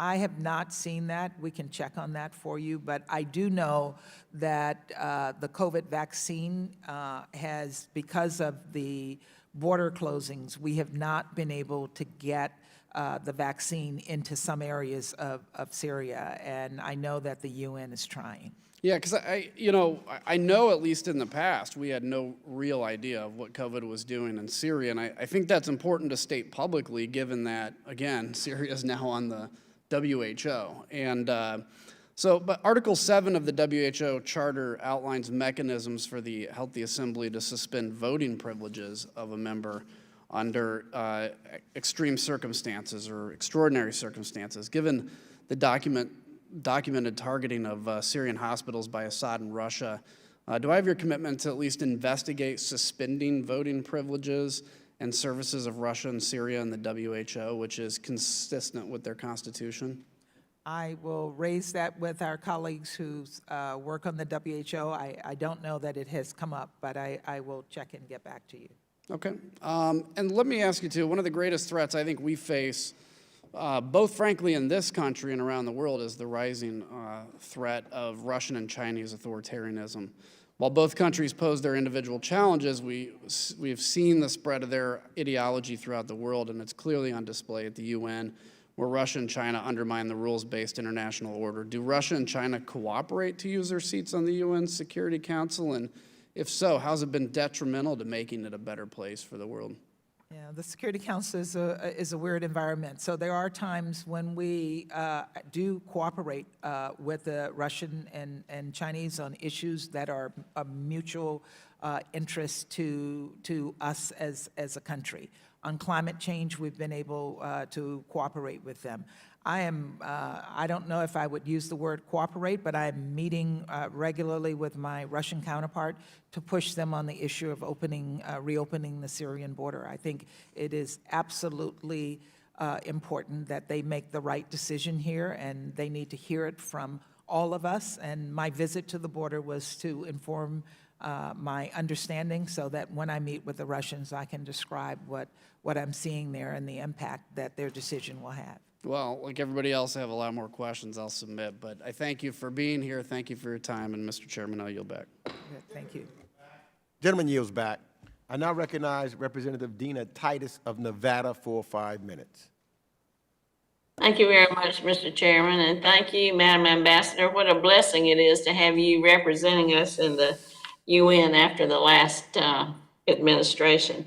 I certainly appreciate all you've said today about re-engaging, reestablishing ourselves, having a seat at the table. The two organizations that have gotten the most attention are the World Health Organization and the Human Rights Council. But there are other subsidiaries of the UN where I think we should also be engaged, especially the ability to use soft power as try to reconnect with other countries or reassert our leadership. Two of those are the United Nations World Tourism Organization and UNESCO.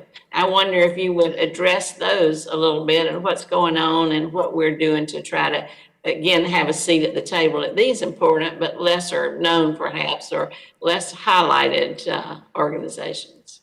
Thank you for that question. I have to admit I have not engaged with the World Tourism Organization, so I will now have to connect with them. On UNESCO, we're still reviewing our decision on UNESCO. We do see that UNESCO does provide some needed services across the world, but again, our concerns with UNESCO relates to Palestinian membership, and we're working through that at the moment. Well, I hope we'll be able to re-engage. And I also noticed in the president's budget, there is some funding to maybe pay 1 year of those back dues so we can at least start to participate. Again, I'll check on that and get back to you. Okay. Well, thank you. At the other end of the political spectrum, from UNESCO and saving World Heritage Sites, let me ask you about nuclear weapons. There are so many treaties out there. Some we're signatories to, some we haven't ratified, some related to testing, development. Would you address what the administration plans to do at the UN to either be sure that testing is monitored or there is no testing or different weapons are developed as China and Russia seem to be pushing this envelope if we're not engaged?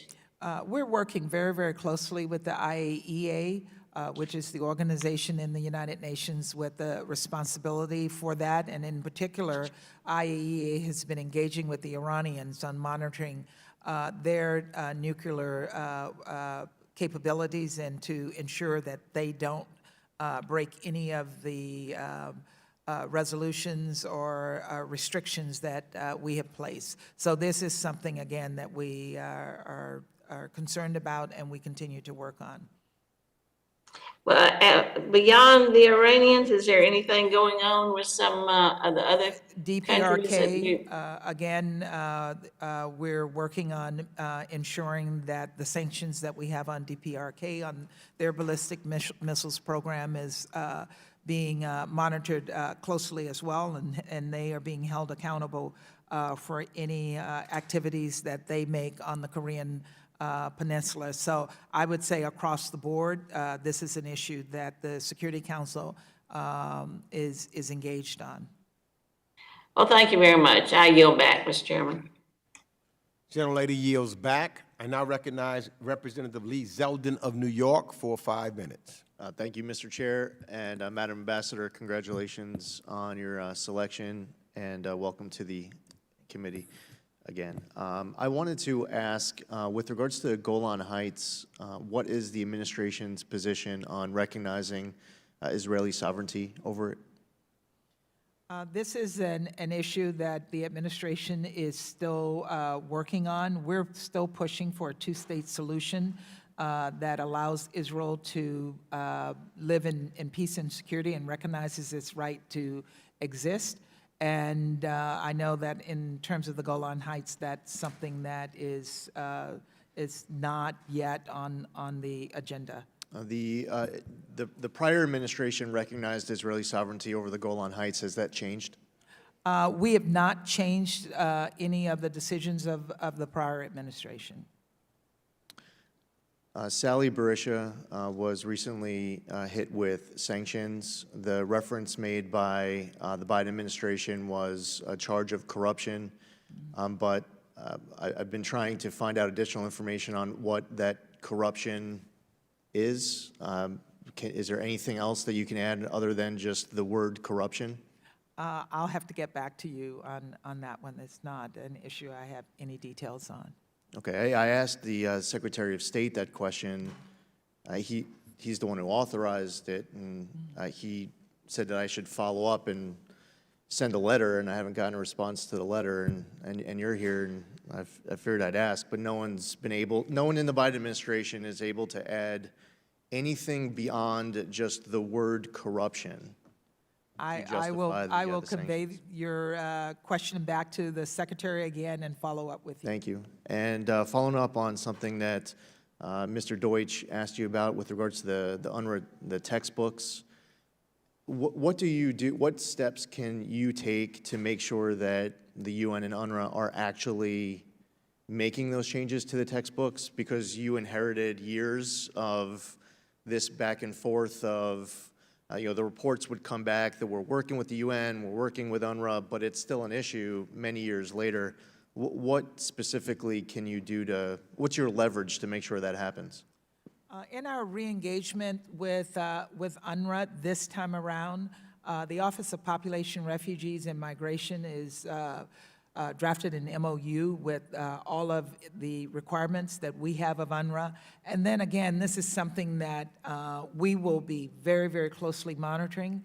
We have seen some evidence where UNRWA itself has monitored and found problematic terminology in books, and they brought that to our attention and moved it off of out of the school system. But we also have to push for the countries, because many of the textbooks are developed by the countries, and push these countries also to deal with unacceptable language in those textbooks. But we're going to be monitoring this even more closely than we've ever done before. And something that has happened in the past is that there would be an English-only supplement that would have the more proper material in it, but the educators on the ground aren't using that English-only supplement. They're still using the textbook, and that's something that I just put on your radar as not being an acceptable response for them, is just adding some insert that's not going to actually get used. They have to actually get rid of the bad textbooks. I agree with you, and we will follow up on that. Thank you. Are there any UN peacekeeping operations at all? I mean, many have been going on for half a century. Are there any UN peacekeeping operations that you're identifying as needing to be winding down in any way or cut? I mean, it's a broad scope all across the entire world. Are you identifying any as a mission that's winding down or should be winding down? We're reviewing them just for that purpose, and I'm actually proud that one UN mission that not only drew down but ended was the UN mission in Liberia. And that was something that I worked very, very closely with the president of Liberia, with the UN special representative to address, and it was a very orderly process, and I think it's an example that other peacekeeping missions can use as they look at what is needed for them to draw down. If you can provide that once you put that report together and you've finished your work, that would be an update I'm sure many on the committee would love. I yield back. Gentleman's time has expired. I now recognize Representative David Cicilline of Rhode Island for 5 minutes. Thank you, Mr. Chairman, and thank you, Ambassador, for your extraordinary service to our country and your willingness to come out of retirement to serve as our ambassador. First, I'd like to focus on the UN peacekeeping missions. The United States has long been the top contributor to the UN peacekeeping missions around the globe, though the Trump administration allowed arrears to pile up and autocracies like Russia and China to influence the peacekeeping missions. Can you speak for a moment about the value of UN peacekeeping missions and why it's vital for the United States to continue to adequately fund these missions? Thank you very much for that question. Right now, we have $300 million that we are prepared to pay toward our arrears, $300 million of a $900 million bill. And the reason we should pay that is that we find that peacekeeping missions are more efficient and more effective and more cost-saving for the United States than putting our own U.S. boots on the ground. They also provide the opportunity for cost-sharing with other countries. And so we want to promote cost-sharing as well. And while we know that peacekeeping missions need to be monitored closely, we know that we need reform to deal with issues like sexual exploitation that we've seen happen in the past.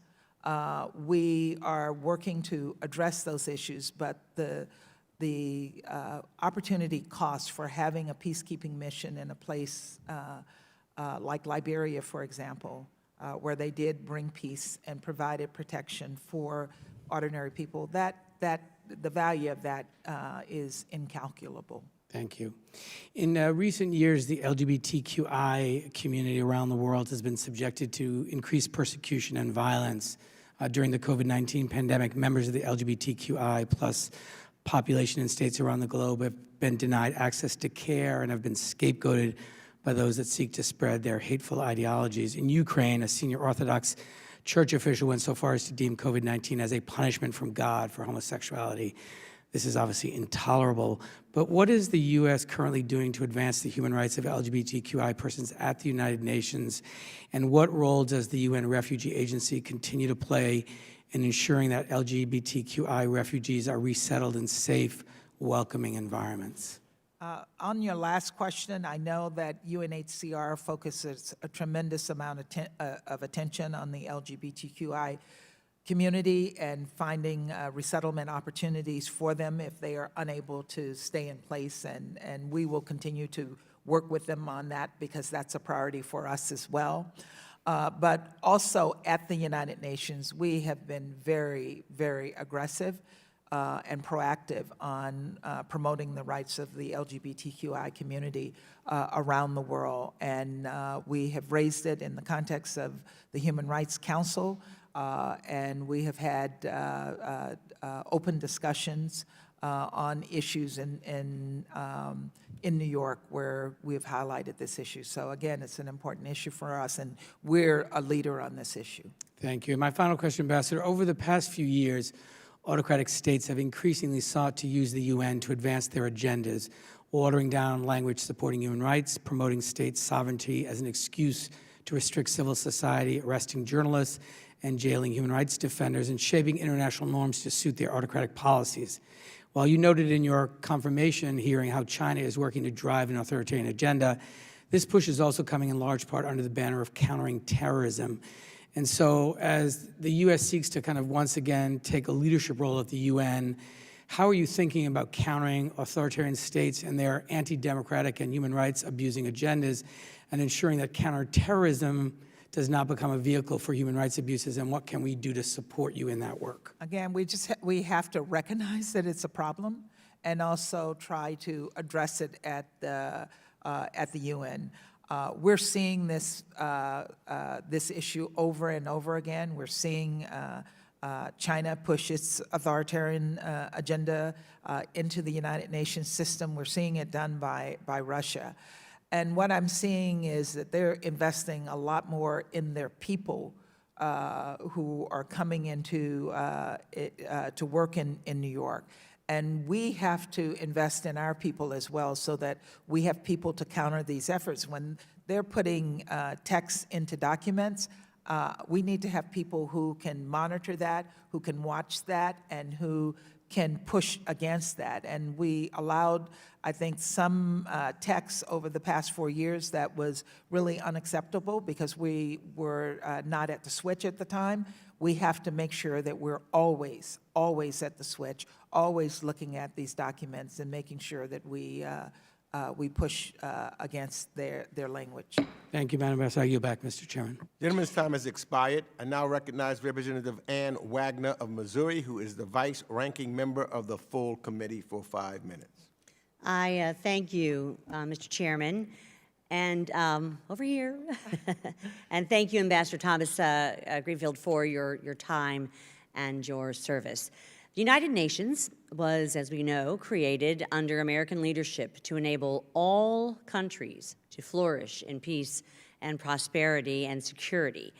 After the unimaginable tragedy of 2 world wars, the United States built a new framework for a peaceful and prosperous future based on universal human rights, democracy, and rule of law. The #1 principles: human rights, democracy, and rule of law. Today, it appears and has become clear that the People's Republic of China, or PRC, will exploit any opportunity to roll back America's historic achievement. PRC is not only building a rival system of Beijing-led institutions designed to supplant the existing order, but is also weaponizing its influence in the United Nations to chip away at international resistance to the Chinese Communist Party priorities like the coercive Belt and Road Initiative and the censorship and surveillance of dissidents and minority groups. Preventing the PRC from subverting international institutions must be a central goal of the United States. Ambassador, the PRC is seeking to install its own candidates in leadership positions in key UN bodies. I will say that the Trump administration successfully fended off a PRC bid to take control of the UN's World Intellectual Property Organization. It was, I think, a major victory in the U.S. fight to end China's pervasive theft of international property, which is, frankly, a national security threat costing the United States anywhere between $225 and $600 billion per year. What UN bodies does China prioritize in its attempt to co-opt the organization, and how will you continue our work to counter these efforts? Thank you so much for that question. And let me tell you that we are making every effort to fight against Beijing's malign influence in the United Nations. Right now, the Chinese have control over, and I may not be fully correct on this, but I think 3 technical organizations, ICAO, FAO, and I think the ITU. And don't hold me on that one, my staff will send you a correction. Please. But they are 3 technical agencies, and then they attempted to take over WIPO. And so we will be pushing hard against those efforts. What we have to do, we don't have to control these organizations ourselves. It's not always necessary to put an American there, but it is necessary for us to push for like-minded countries, for allies, to support the efforts of people who believe in the values of the United Nations system. I agree. Because it's clear the Chinese do not. I understand that the Chinese Communist Party, or CCP, is using the United Nations to legitimize and promote its Belt and Road Initiative, a predatory economic program aimed at extending China's influence throughout the world. As of September 2020, more than 30 UN entities had signed agreements in support of the Belt and Road Initiative. Ambassador, how does UN support for the Belt and Road Initiative make it more difficult for developing countries to resist China's malign influence? And how does the United States support countries that are seeking to reduce the dependence on China? And we're pushing back in New York with those agencies who have signed agreements with the Chinese, because we think it's unacceptable that they've signed such agreements. And we're working with many of these small countries who are under tremendous coercion by the Chinese in New York. Thank you. And I don't mean to cut you off, but I have one other thing I want to bring up, just a topic that you may not be able to answer but can look into. The UN standard-setting body for information technologies, the International Telecommunications Union, China is working to shape facial recognition and surveillance standards, and I am gravely concerned that these efforts, if successful, will be used to support China's genocidal campaign to persecute the Uyghur Muslims and could even help other authoritarian governments crack down on groups that they deem to be a threat. So I'd like you to look into the status of this disturbing campaign and find out what we can do to ensure that the standards in these fields reflect and respect the privacy and human rights of all. And I have run out of time, and I yield back. Gentlelady's time has expired. I now recognize Representative Jerry Connolly of Virginia, who is the president of the NATO Parliamentary Assembly, for 5 minutes. I thank the chair and welcome, Madam Ambassador. Last time I saw you, we were on a Zoom together, if you remember, with Nicholas Burns, talking about the need to sort of reset a balance in the ratio of political appointees in terms of ambassadorships and careerists, and to, frankly, have a lot more diversity in the Foreign Service at the higher ranks as well as the recruitment level, and to stem the loss of minority members of the Foreign Service when they come in and leave too early.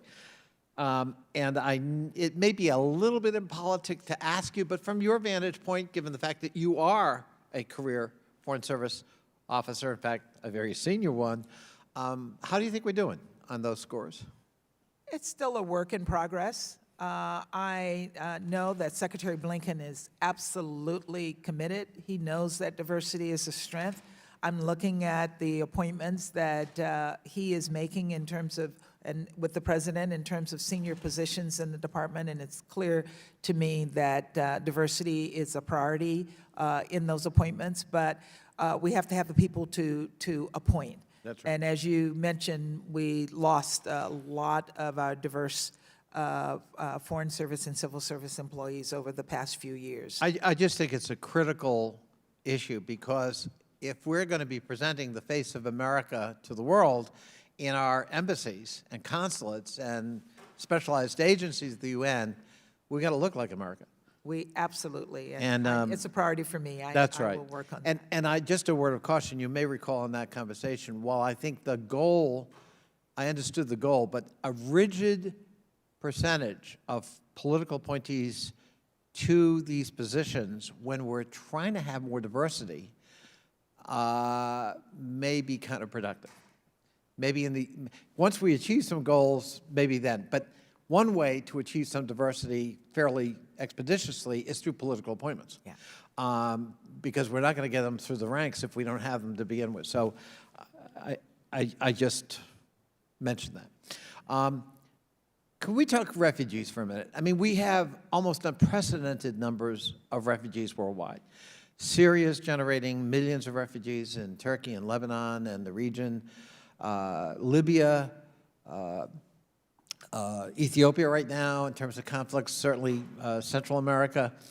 And last year, the United States, I believe, took in 16,000 refugees. 16,000.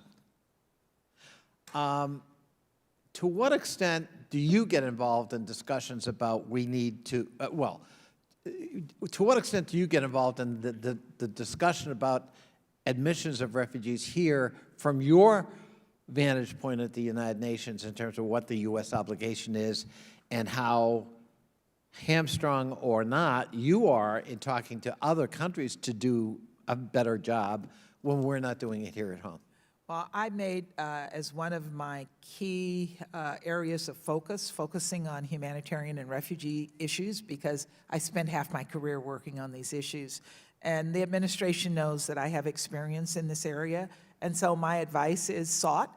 And I also don't hesitate to share my views as it relates to refugee issues. We do have a challenge, and the challenge is rebuilding the infrastructure. In 4 years, the infrastructure for taking in refugees was completely destroyed, down to 16,000 from over 100,000. And I mentioned earlier that Filippo Grandi told me for the entire world, only 34,000 refugees were resettled last year.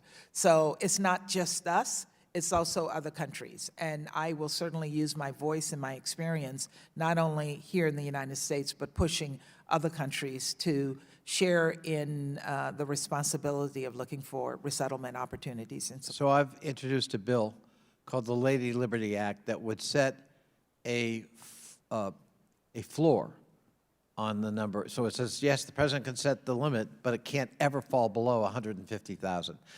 And that's sort of the high water mark of the Obama years. So you might want to take a look at it. But I look forward to working with you on that. I think it's a critical humanitarian issue, but it's also a definitional issue for who we are, America. Absolutely. Thank you so much for your work, Madam Ambassador. Look forward to working with you. Gentleman yields back. I now recognize Representative Andy Barr of Kentucky for 5 minutes. Thank you, Mr. Chairman. Ambassador Thomas Greenfield, congratulations on your appointment. Some of my colleagues on the other side of the aisle and many in the Biden administration, including, I believe, the President himself, have characterized the foreign policy of the previous administration as a policy of retreat or disengagement. I fundamentally disagree with that characterization. And I know your predecessors, Nikki Haley and my fellow Kentuckian, Ambassador Kelly Craft, would disagree with that characterization and would argue that America First, the America First policy and constructive multilateralism are not mutually exclusive. And that's the key word there, constructive multilateralism. I believe the accurate characterization of the Trump foreign policy is America First. To me, American leadership is not disengagement, it's not retreat, but it is also not subordinating the interests of the United States to other nations, the United Nations or international organizations. So the question is, will you commit, Ambassador, to always and in every instance prioritize American interests over the interests of any other nation? That's our job, sir. Good. America is what I represent. I'm glad. That's our job. Glad to hear that commitment. And will you also commit to prioritize American interests over multilateralism for multilateralism's sake? We work on multilateralism for America's sake. Great. So that's great our to, goal. Great to clarify that right up front. Let's follow up on Representative Wagner's question to you about China's influence at UN specialized agencies. Madam Ambassador, you know that the PRC currently occupies a number of important positions, as you mentioned. The UN Department of Economic and Social Affairs, the International Telecommunications Union, the UN Food and Agricultural Organization, as well as an increasing number of junior professional officers within the UN Secretariat. I know you said that you'll be pushing hard and that you will be working with like-minded or allies to fill those key positions, which is very welcome testimony. What, though, is your strategy? What is the specific strategy to assert U.S. leadership in these organizations when vacancies arise? As Representative Wagner, former Ambassador Wagner, pointed out, the previous administration was successful with WIPO in blocking a Chinese national from leading that. What is the Biden administration strategy? What is your strategy to block Chinese influence at these specialized agencies? Well, first and foremost, we have to be there to engage, to watch, to make sure that we are putting forth good, strong candidates and pushing back against the Chinese. But the administration has established an office in our International Organizations Bureau that focuses on personnel issues at the UN. So the other side of that is identifying good Americans to apply for these jobs and also putting some support and backing behind recruiting Americans to apply for UN positions. The Chinese pay for a ton of JPOs, junior professional officers. We're not paying for enough. We need to have more, put more funding behind putting young Americans into these positions and grow them from below so that they get the experience and are prepared to move in senior positions. That's great. Later on. Thank you very much for that. And as you know, the UN Development Pillar is where China has sought UN backing for the Belt and Road Initiative and has had too much success there. And let me just also say, the ITU concerns me greatly because of Huawei and China's malign influence in the telecom space. Let me finally ask you about the American University in Afghanistan. This is Afghanistan's only nationally accredited private, not-for-profit, nonpartisan co-ed university. It enrolls more than 1,700 students. Support for women's education has been a critical legacy for the United States and Afghanistan. However, in areas of Afghanistan being retaken by the Taliban, we are already seeing girls being kicked out of schools and prevented from receiving an education. What will America's legacy in Afghanistan be if President Biden's withdrawal policy enables the Taliban to retake control? And what is your plan to aid these women currently enrolled at the American University in Afghanistan who are facing a potential end to their education? We're going to continue to be proactively engaged in Afghanistan diplomatically, in terms of our development programs and our humanitarian programs. We're not shutting down or closing our presence in Afghanistan. And while we're not starry-eyed about what we see the Taliban doing, Afghanistan has a very well-functioning army that we will continue to work to train and to push back against Taliban efforts to take over the country. So we will still be engaged. We put 20 years into educating girls and women and providing support to the Afghan people, and we can't turn our backs on them, and it's not our intention to do that. Thank you. My time has expired, and again, congratulations. Gentleman's time has expired. I now recognize Representative Susan Weil of Pennsylvania for 5 minutes. Good afternoon, Madam Ambassador. I wish I had an entire afternoon to speak with you and ask you questions. I actually could probably spend an entire afternoon just fangirling you, but since I have so many questions, I'm going to refrain from doing that. Like so many members here, some of my constituents have family members in India and in many countries that are most affected by the COVID pandemic right now. So far, around 85% of COVID vaccines have gone to middle and high-income countries. And I appreciate that the Biden administration joined developing nations in calling for an intellectual property rights waiver on COVID vaccines. But the European Union appears intent on blocking this solution at the WTO, instead proposing an alternative plan that it says is aimed at boosting production of vaccines without waiving IP rights, whereas the European Parliament has voted to back the waiver. What is the administration's strategy, if there is one, for addressing the disagreement with the Europeans on this issue? Well, first and foremost, President Biden is there. He's our biggest tool, and he's engaged with the European community on this issue. And so we will be pushing for this, and we did in the G7. He rallied our allies to not only increase their global vaccine supply, but take the steps that you describe are needed to address the COVID-19 pandemic. So it's still a work in progress, but the fact that we have given 500 million vaccines, 580 million vaccines will be totaled by next year, I think is a key example of our leadership in this area, and I think we will see other countries want to emulate that. I do hope the Biden administration stays firm on that and continues to work on formulating a sustainable solution to make sure that we're delivering adequate vaccine to developing countries in the long run. I'd like to shift gears completely, Madam Ambassador, and tell you that just this week, my office met with a group of, and I know I'm going to botch this, Banyamulenge people in the DRC who have experienced widespread violence. The homes of the families of the individuals who my office met with have been burned to the ground. Their lives are in danger, and they need help right now. How does the administration plan to address this urgent crisis in the DRC at the United Nations level? Thank you. I'm concerned about that as well. I get a lot of emails from that Congolese community describing the horrific violence against the Banyamulenge in DRC. And we're pushing the UN, to engage. They have a peacekeeping force there. the peacekeeping forces need to be addressing these protection issues of this community, and we need to engage with the current government.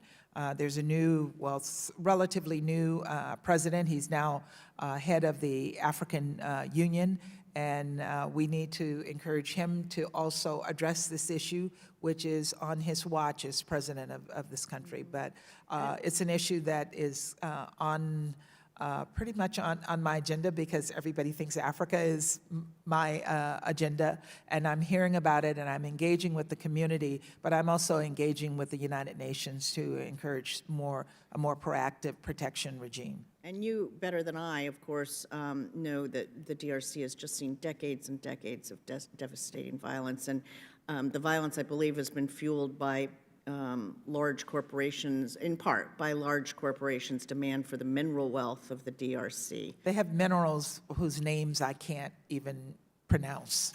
Well, I hope that with your help and leadership and that of the Biden administration, that the administration will commit to bringing together an international coalition to address these issues at their root, as you said, and will formulate a credible plan to stop the use of conflict as a mechanism for plundering the resources of the DRC. And I thank you for your work in that area. Thank you. I yield back, Mr. Chair. Gentlelady yields back. I now recognize Representative Tim Burchett of Tennessee for 5 minutes. Thank you, Mr. Chairman. Appreciate your leadership and your friendship, sir. Ma'am, it's a pleasure being here with you. I wish my sweet mama was alive to see this day. She'd be proud of both of us being here. And tonight, when I talk to my little girl, I'm going to explain to her who you are and what you do, and that it's America, dadgummit, and you can be anything you want to be. Just don't get married too soon. So preferably never. But, that's every father's wish for yes, a ma'am. time. And I've got my eye on those boys when they come by the house. One little boy told his mama, said, "Mama, Mr. Burchett scared me," and she looked at him and said, "Good, that's what he's supposed to do." 'Cause every time I see him, I know what he's thinking. Me and the chairman's already had this conversation. He's got 3 girls. I don't know what he did in college, but it probably wasn't any good. Lord's getting even with him, just like. But anyway, Chair Lady, it's a pleasure, ma'am. I have 2 quick questions. I want to know what's going on with the United Nations interim force in Lebanon, and why hasn't Hezbollah faced any repercussions for flaunting Security Council Resolution 1559 and 1701? I know you've got those just right at the top of your head and your fingertips there. And those call for Hezbollah to disarm. There is a call for Hezbollah to disarm, and the Security Council has addressed that issue. We've had many discussions, and I know that there's a tendency to see discussions as being unproductive, but they are productive discussions in terms of engaging others in the international community to ramp up the pressure on Hezbollah, but also the pressure on the countries who are supporting Hezbollah. And we will continue to do that.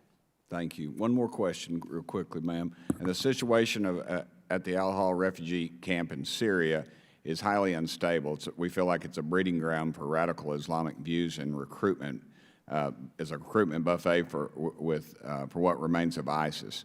Kazakhstan has done a great job of repatriating hundreds of their citizens from Syria under Operation Zuzan, but European countries are unwilling to get their acts together, in my opinion, and repatriate their own citizens, and this could lead to an ISIS resurgence. What can we do to press our allies to increase this repatriation effort? I think we have to continue to engage with them and encourage them to make the right decision. There were some Americans in this camp as well. And I appreciate what Hezbollah has done, but again, there is concern about this camp. There's not a lot of assistance being provided to these people. So again, I think the concerns about radicalization are legitimate, and it's something that we have to address. Thank you, ma'am. It's been a pleasure. Thank you. Thank you, Mr. Chairman. I yield back the remaining time to you, brother. Thank you. You need to repudiate me. You go right ahead. No, thank you. You know, Mr. Burchett, we're going to put him on the road. He's got another career ahead of him, that of a stand-up comic, sit-down comic. And, you know, he is aspiring to be the ranking member of something because he tells me, you know, how I introduce members as they are ranking members or chairs. And he says he gets very upset by the fact that I do not put in various verbs for him. And he wrote yesterday, or came to me yesterday, with a suggestion of how I should introduce him. Yes, sir. So in the time that has now expired, then look, do you want to make a comment on how I should do that, sir? The 435th most powerful man in Congress, but number one in our heart. Thank you, Mr. Burchett. You know, we'll now go to a brief 15-minute recess, and then we'll rejoin. We'll come back with the remaining of the questions. So we'll take a brief 15-minute recess. Thank you.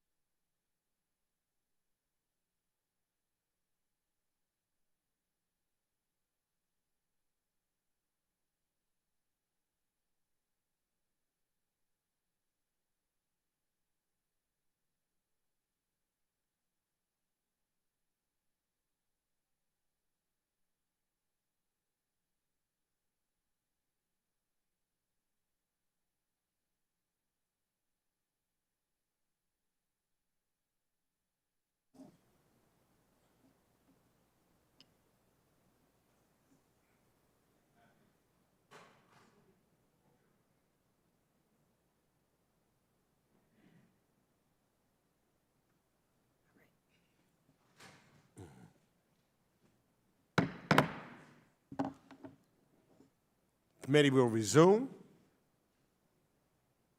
And I now recognize Representative Dean Phillips of Minnesota for 5 minutes.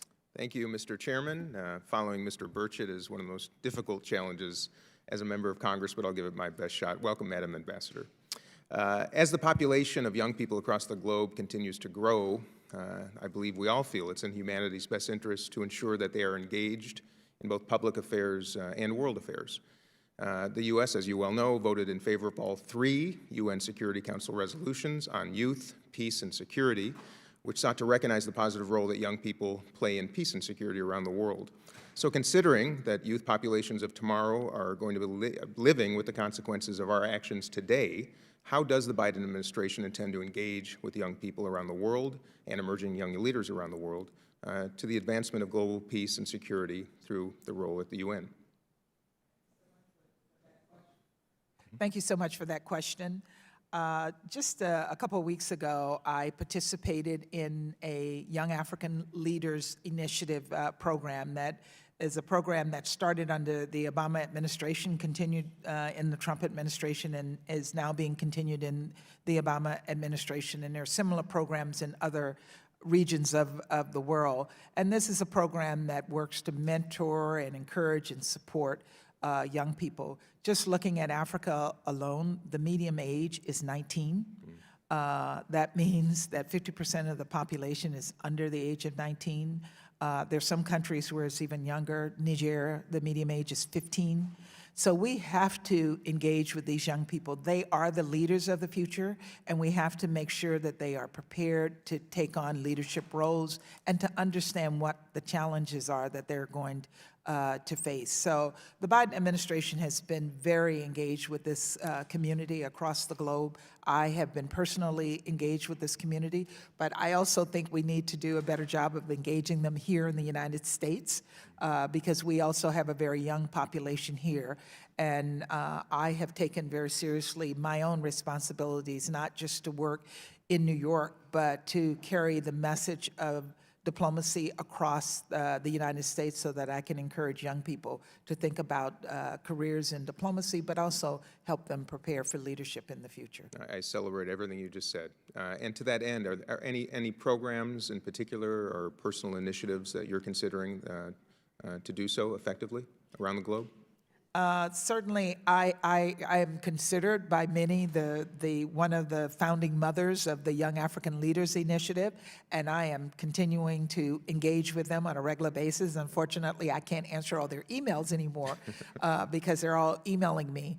But I do intend, whenever I travel, to reach out to the younger generation to hear their voices. We bring young people to the United Nations. When we have chaired meetings of the Security Council, we've brought in civil society organizations to the council to brief. And many of these are very, very young people, and they're very experienced, and they are extraordinarily compelling.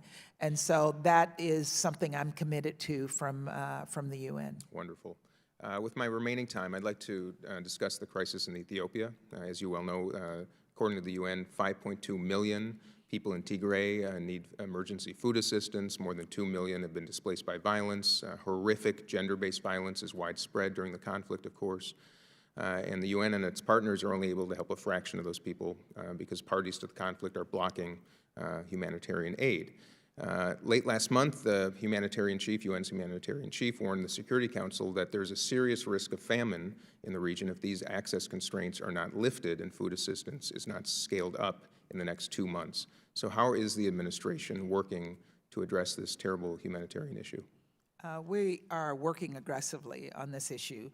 When I was chair of the Security Council in March, I hosted as one of my signature events a discussion on food insecurity and the impact of conflict on food insecurity.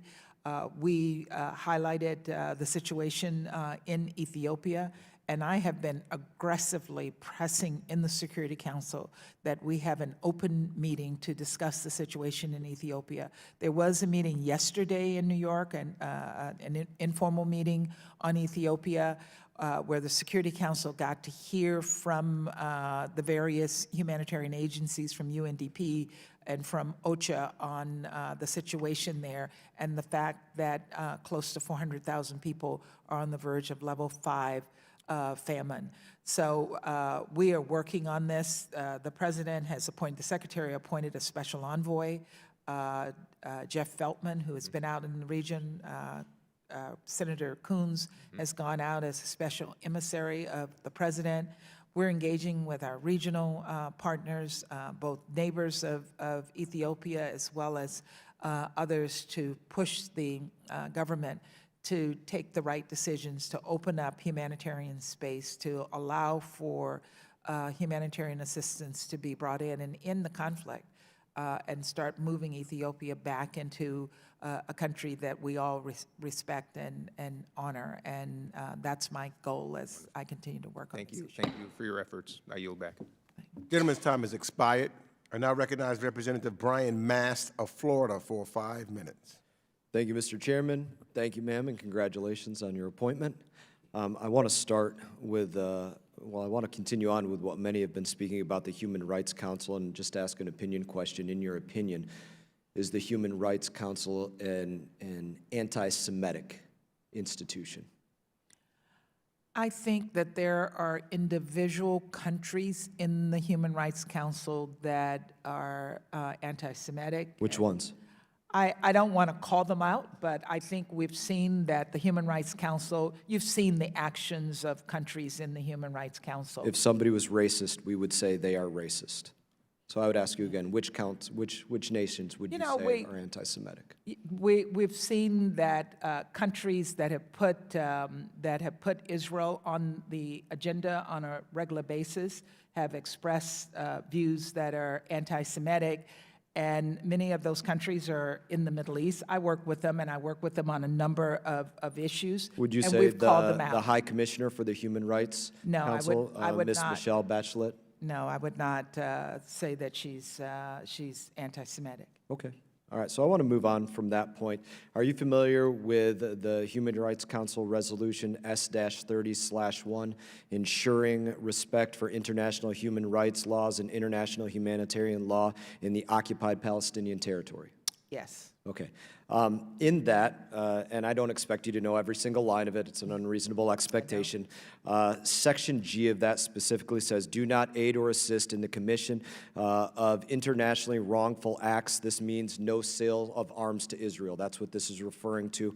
By that person, Ms. Michelle, the High Commissioner of the Human Rights Council, she spoke and wrote about this to give her to quote her. Although Israel undertook a number of precautions, such as advanced warning of attacks in some cases, airstrikes in such densely populated areas resulted in a high level of civilian fatalities and injuries, as well as a widespread destruction of civilian infrastructure. Such strikes raised serious concerns of Israel's compliance with the principles of distinction and proportionality under international humanitarian law. Paraphrasing a little bit further here, such attacks may constitute war crimes. That's what she spoke about this. Now, my follow-on would be this.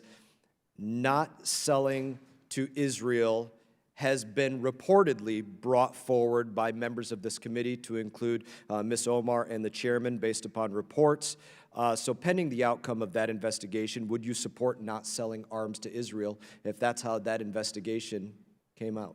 The Biden administration has been clear. Israel has a right to defend itself, and we support Israel's right to defend itself. But if that's what the Human Rights Council called for, saying they committed crimes of war and they call for not selling arms to Israel, would you support that?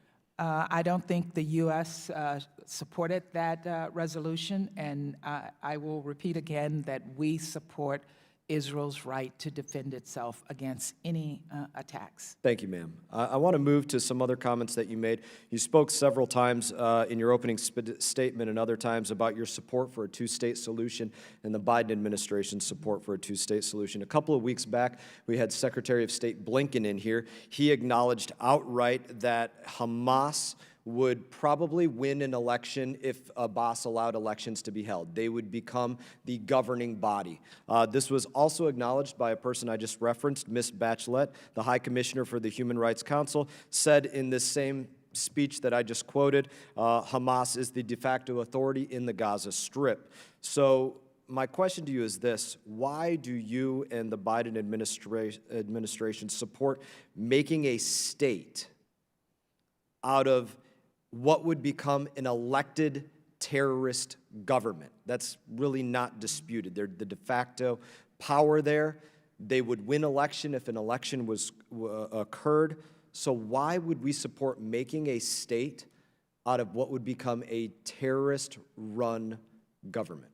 What we support is the rights of the Palestinian people to live in peace and security in their own state, and the rights of Israel to have security in its own states. And that right is the right of Israel to defend itself. But why would we support making a state out of what would be a terrorist-run government? The We don't Secretary know of State that, has and acknowledged this. Secretary of State acknowledged that they run it.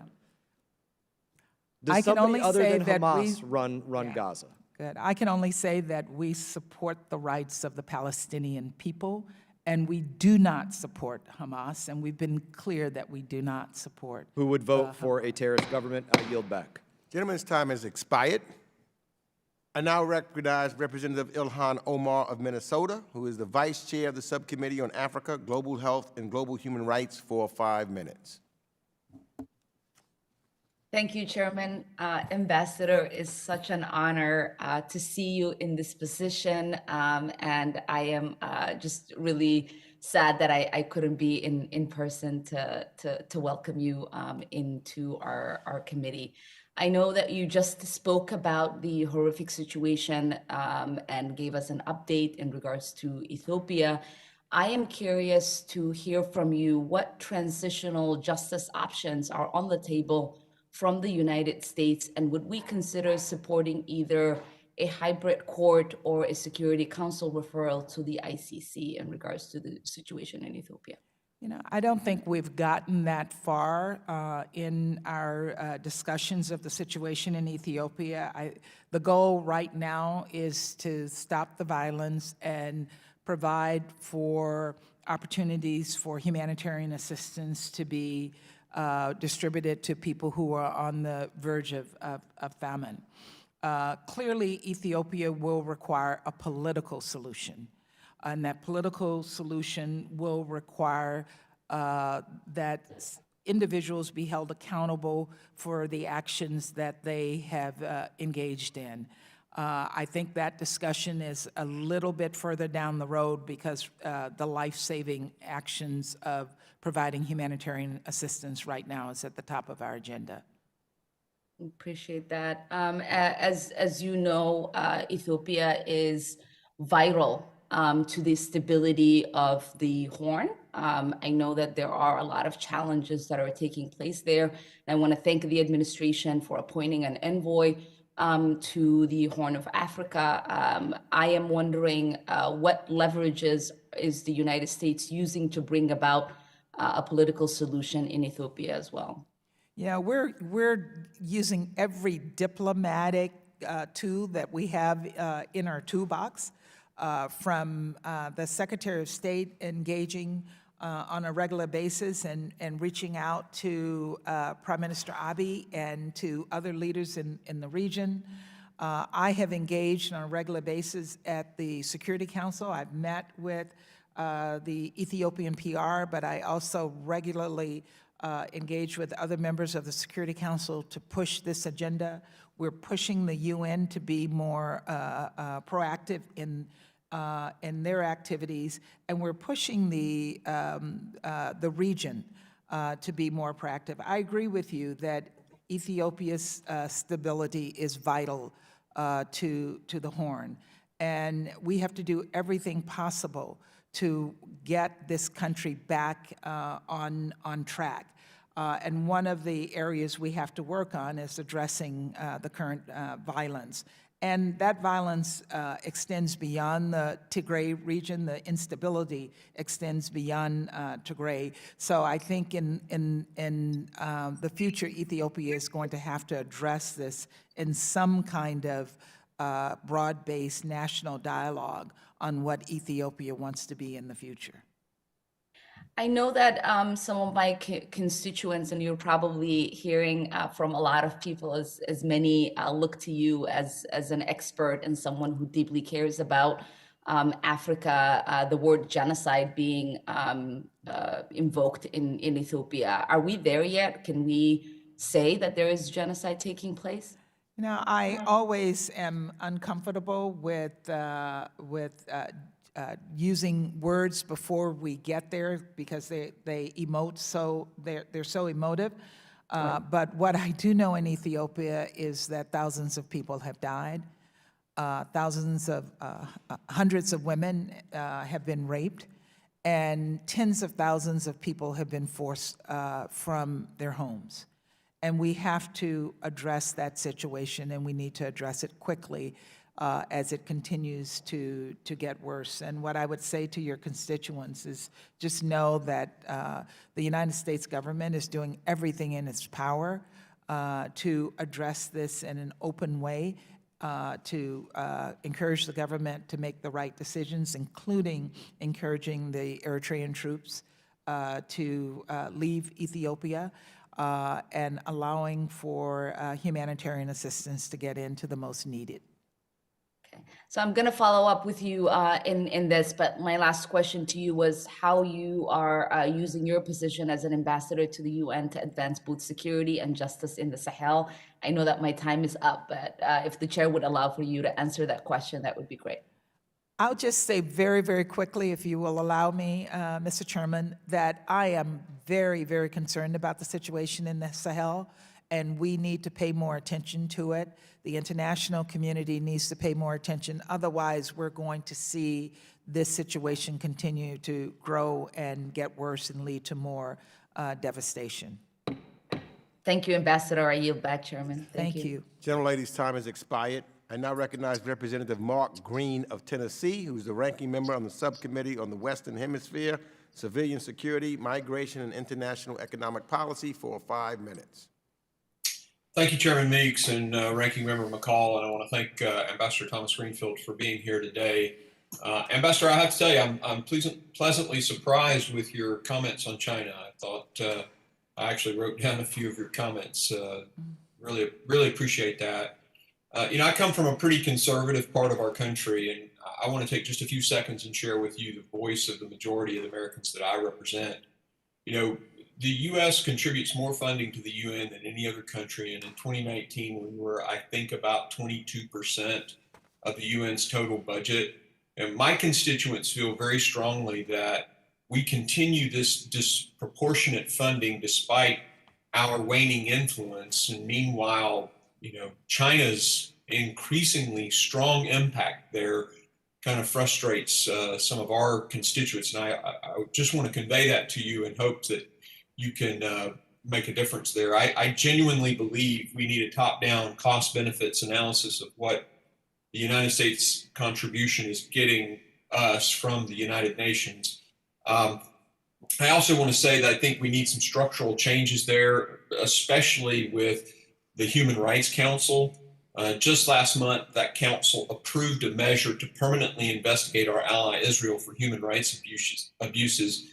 They also called for an embargo against Israel. Their egregious move amounts to some pretty significant bigotry, if you ask me, and it's wrapped in a nice little shiny wrapper.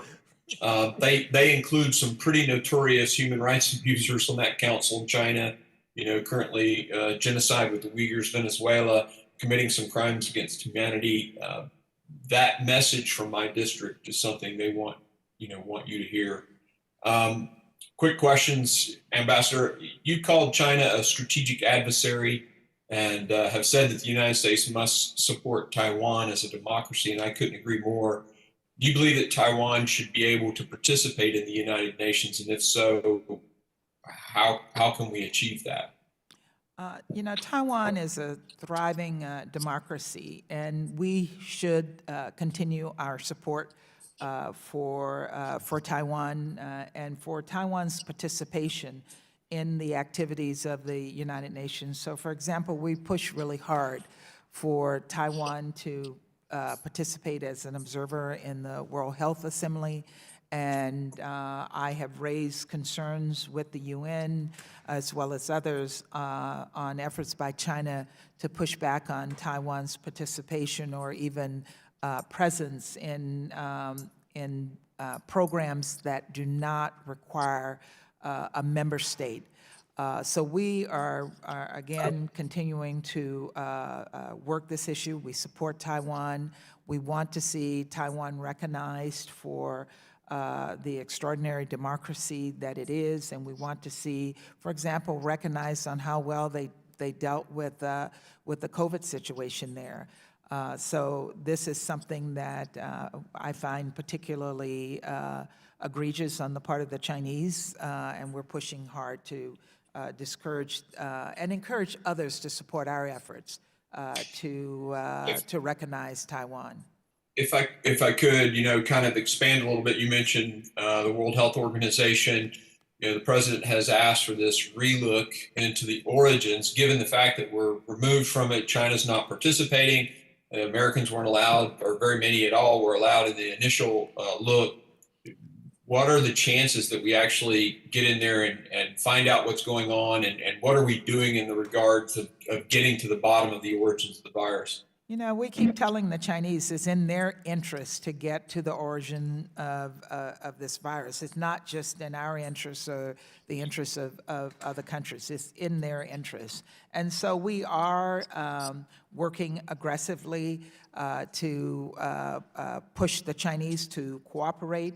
But in the meantime, we're not waiting for their cooperation. We're doing our own independent investigations. And as I mentioned earlier, the president has asked the intelligence agencies for their assessment of this situation. And once we have information, we're going to be willing to share that information. There was an independent investigative team that actually was put together by the WHO, and I mentioned that this is being headed by the former president of Liberia and the former president of New Zealand.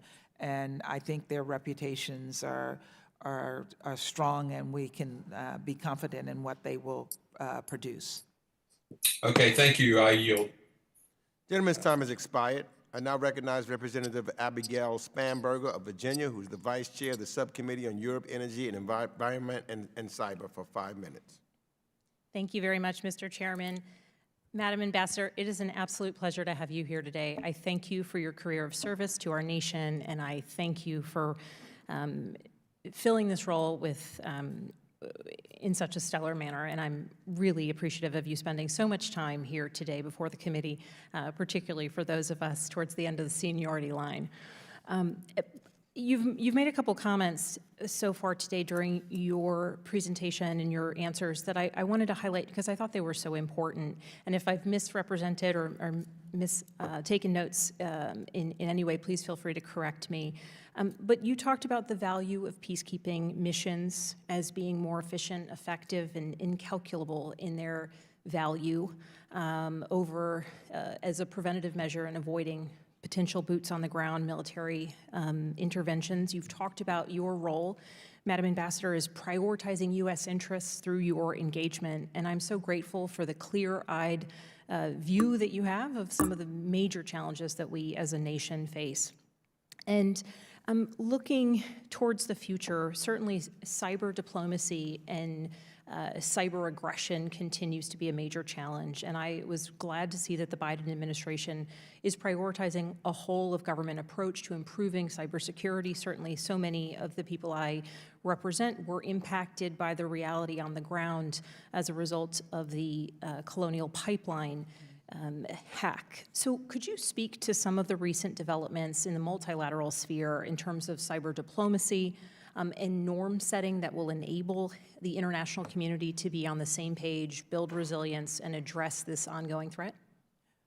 Thank you for that question, and I can tell you that the various members of the Security Council and other member states that I've spoken to all recognize that cybersecurity is an issue that they have to address. And I was very pleased that the government of Estonia, the permanent representative of Estonia, this month will be hosting a meeting, a high-level meeting on cybersecurity at the Security Council that will be chaired by his minister, because he too recognizes that we have to address this issue frontally.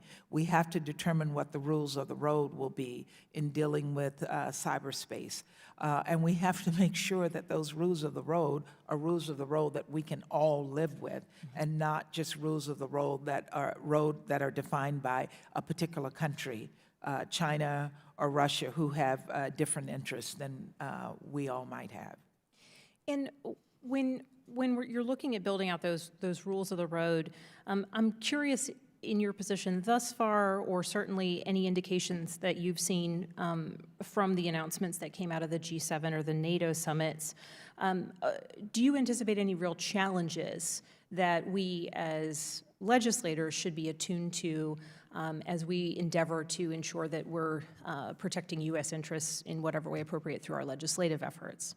You know, I think you can trust that everything will be done from the standpoint of your diplomatic representatives to ensure that U.S. equities are taken into account. But as another body of government, I think it's important that you be engaged and involved in those discussions, and encourage our diplomats to stay on the straight and narrow. Excellent. Well, in the short time that I have left, I would like to just pivot ever so shortly to the issue of the United States' engagement within the United Nations. And I'm sorry, I didn't hear you.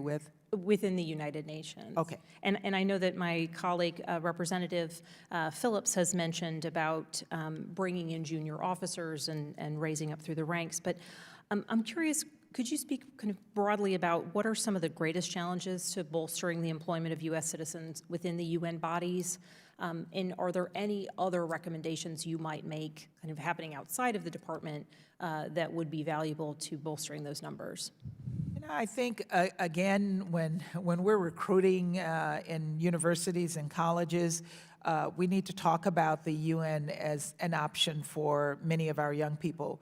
Initially, I was recruiting for the State Department, and I realized I needed to, when I was going into UN meetings, that there were very few Americans sitting in some of those meetings. So we need to encourage Americans to do that. We need to look for opportunities, for example, for secondment of our own professionals to the UN. I see other governments do that on a regular basis. And then we need to pay for the JPOs, pay for internships for young Americans to work in the UN system so that they can learn about what that career is about and that they're prepared to work in the career.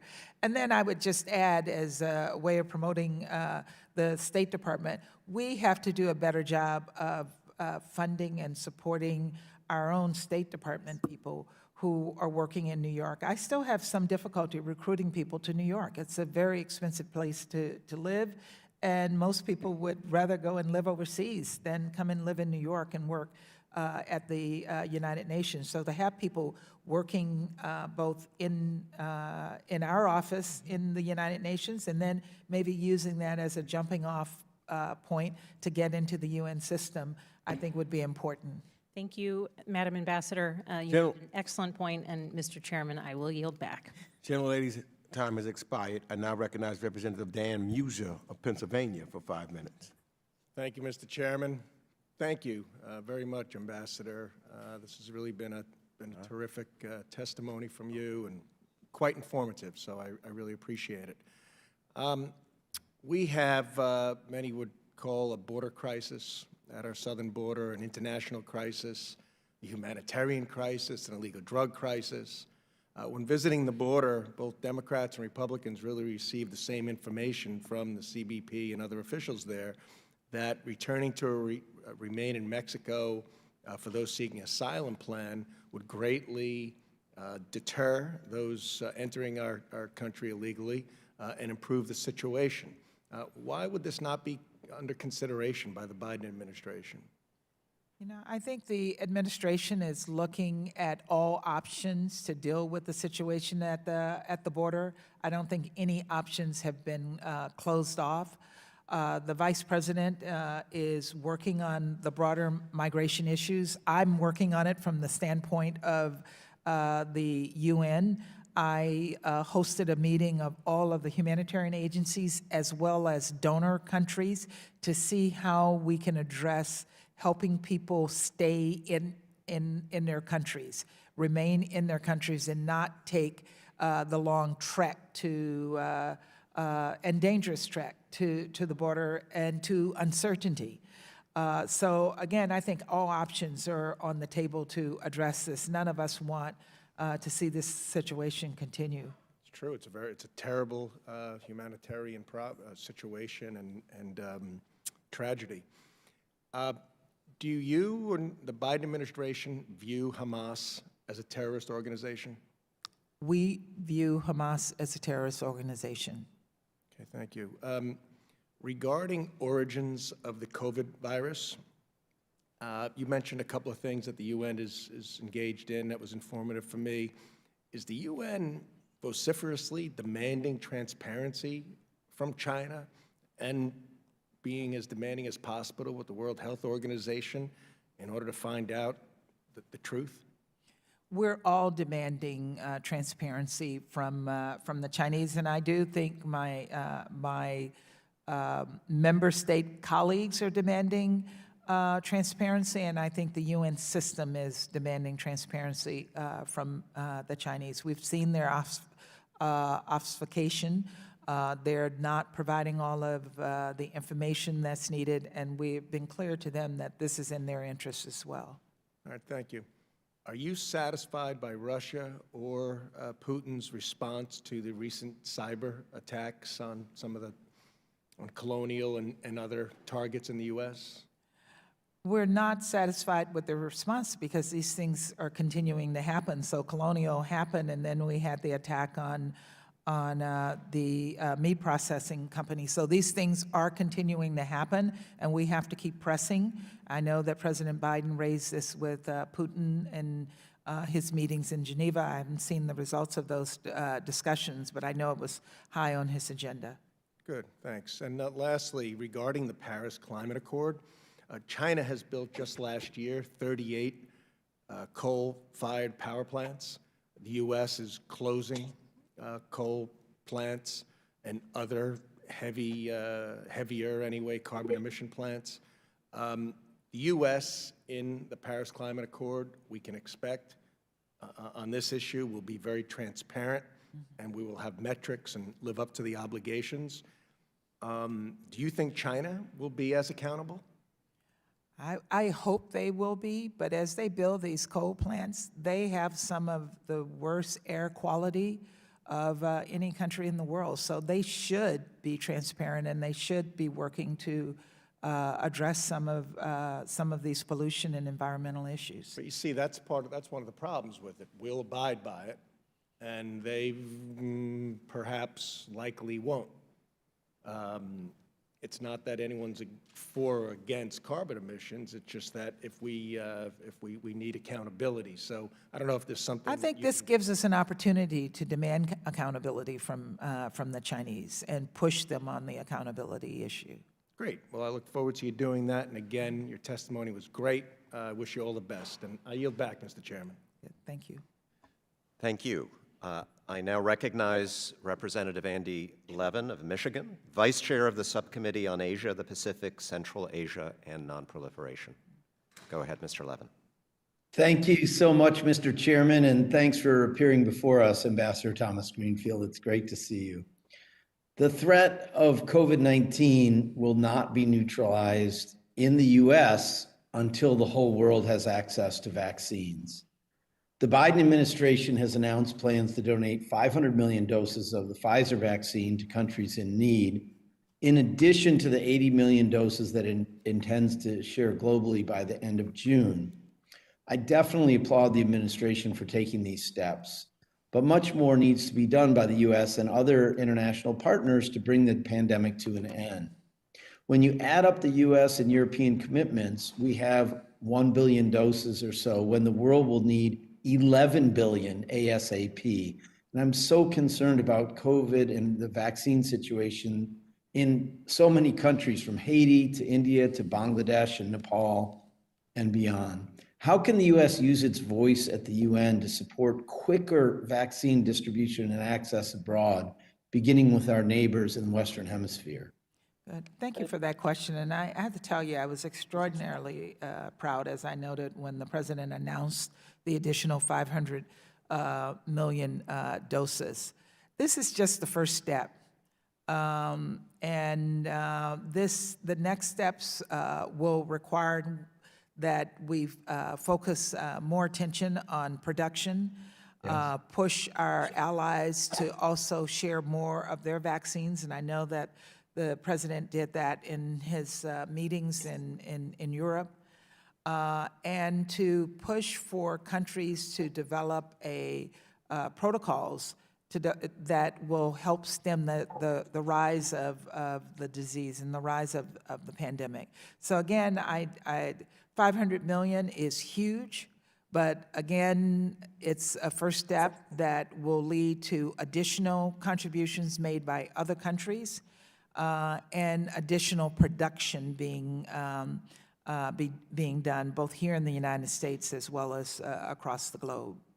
Well, thanks. I totally agree with you. And, you know, some of us really pushed for the US supporting the TRIPS waiver. I'm so glad the administration decided to do that, but we've got to get the whole world on board and get moving on production. Let me turn to the Human Rights Council. Of course, the Biden administration chose to rejoin it at the United Nations. Some have criticized this decision, but it was certainly the right one. It's much better for the US to be at the table advocating on human rights issues, even with some members of the council who have terrible records, than it is throwing up our hands, walking away, leaving undemocratic actors to take advantage of our absence.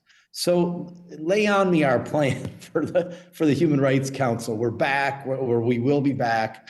You know, what's our plan to really ramp up our efforts through using the council to get accountability and hopefully real change in so many of the problematic human rights situations in China, Burma, and all, you know, many other places. So many of our friends and like-minded are so happy we're back because many of them don't have the power and the voice that the U.S. can bring to the table.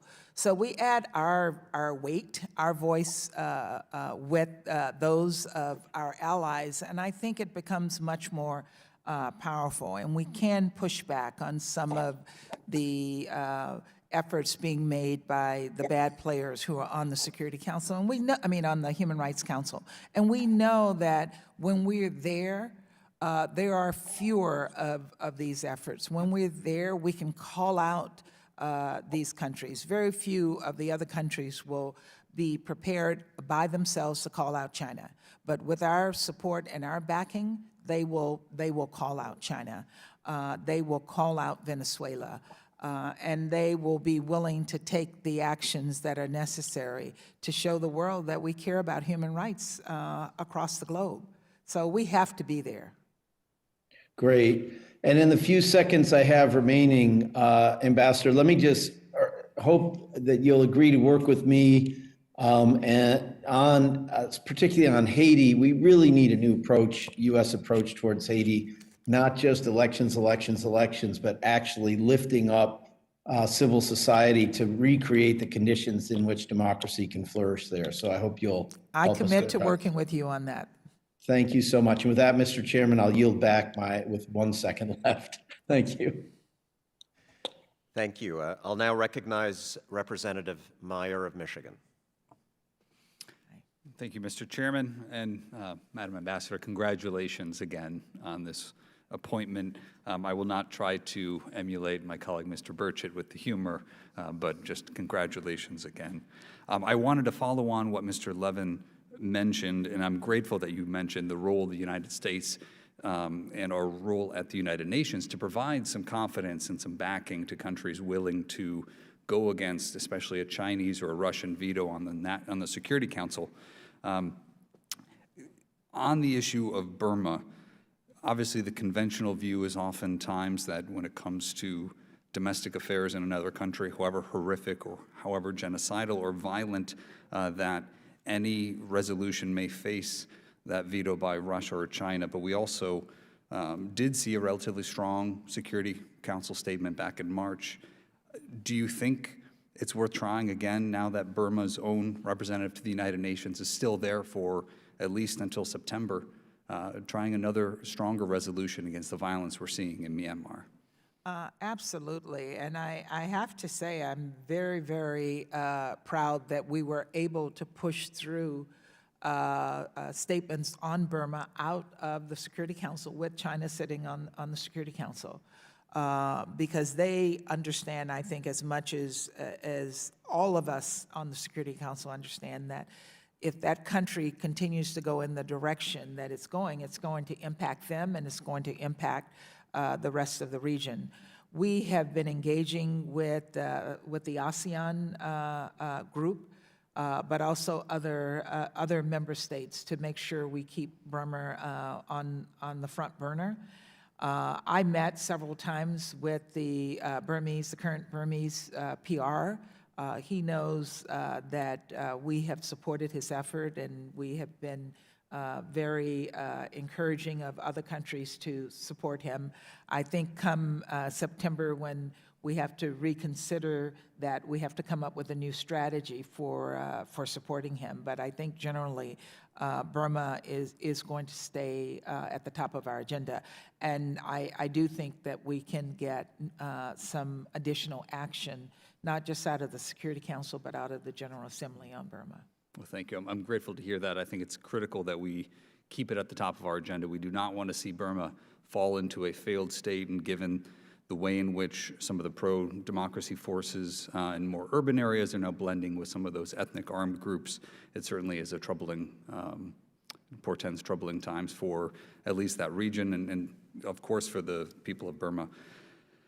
Shifting back a little bit to China, obviously the PRC has tried to use its large market to leverage and punish people and companies around the world who say or do things that offend their sensibilities or their view of how the world is constructed. Most recently, a wrestler in the U.S., Mr. John Cena, apologized profusely on social media for committing the unpardonable sin of suggesting that Taiwan was an independent country.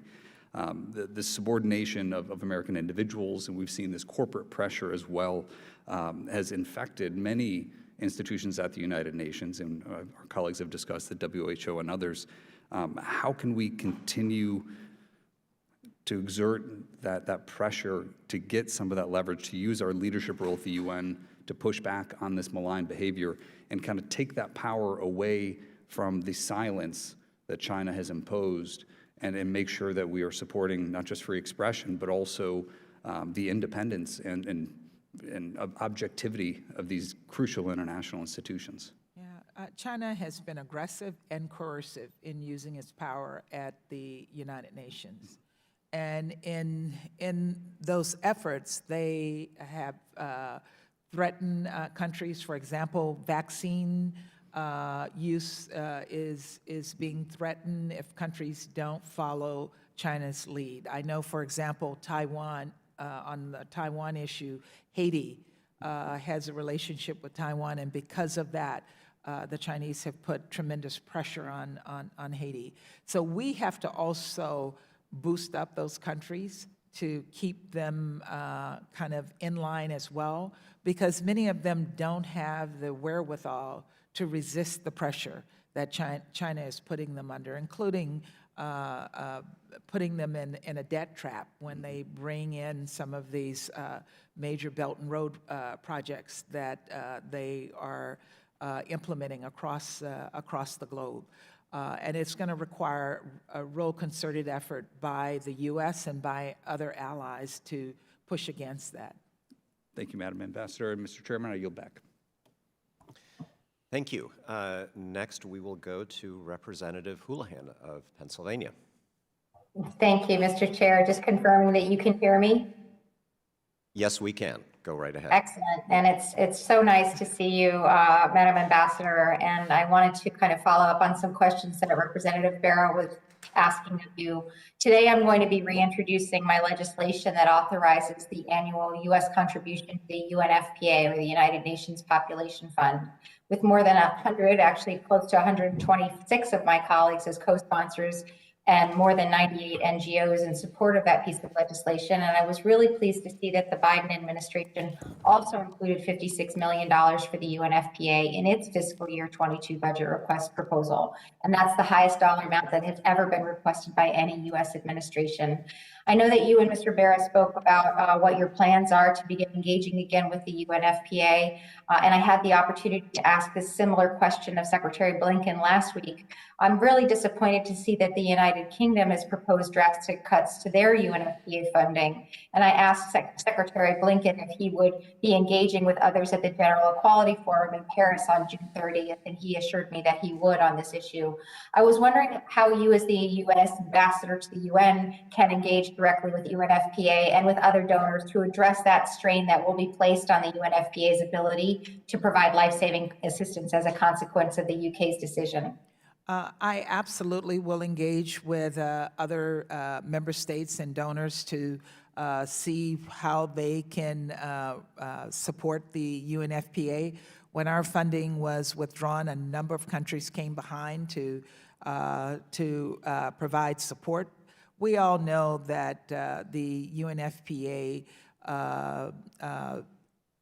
that their work is essential to addressing what are interests of the U.S., preventable maternal deaths and responding to gender-based violence and harmful practices around the world. So we think it's absolutely critical that we continue to support those efforts. And I am looking forward to engaging with other countries to see where they might ramp up their support.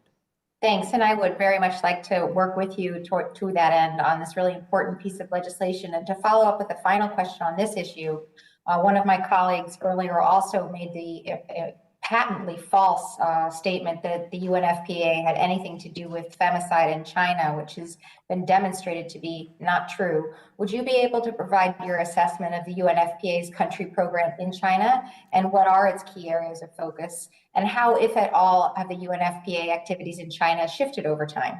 Yeah, the State Department conducted a full review to make sure that no funding was being provided by the UNFPA would be used for in coercive ways, and we're confident that's the case, and that this program is not engaged in coercive abortions or other coercive measures in China or anywhere else in the world.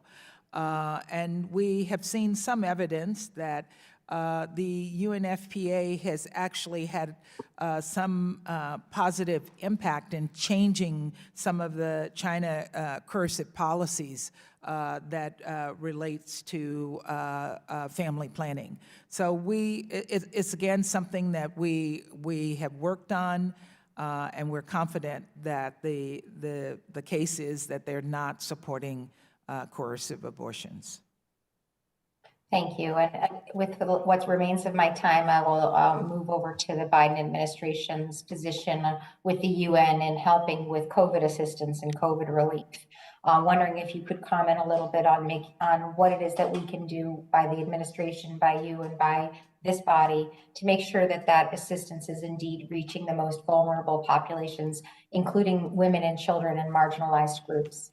And through COVAX, we're absolutely working on that. We have engaged with the UN to ensure that the COVAX that we're providing, the COVID vaccine that we're providing directly to the UN, is going to frontline workers who are providing emergency assistance, such as at the border with at the border with Syria and Turkey.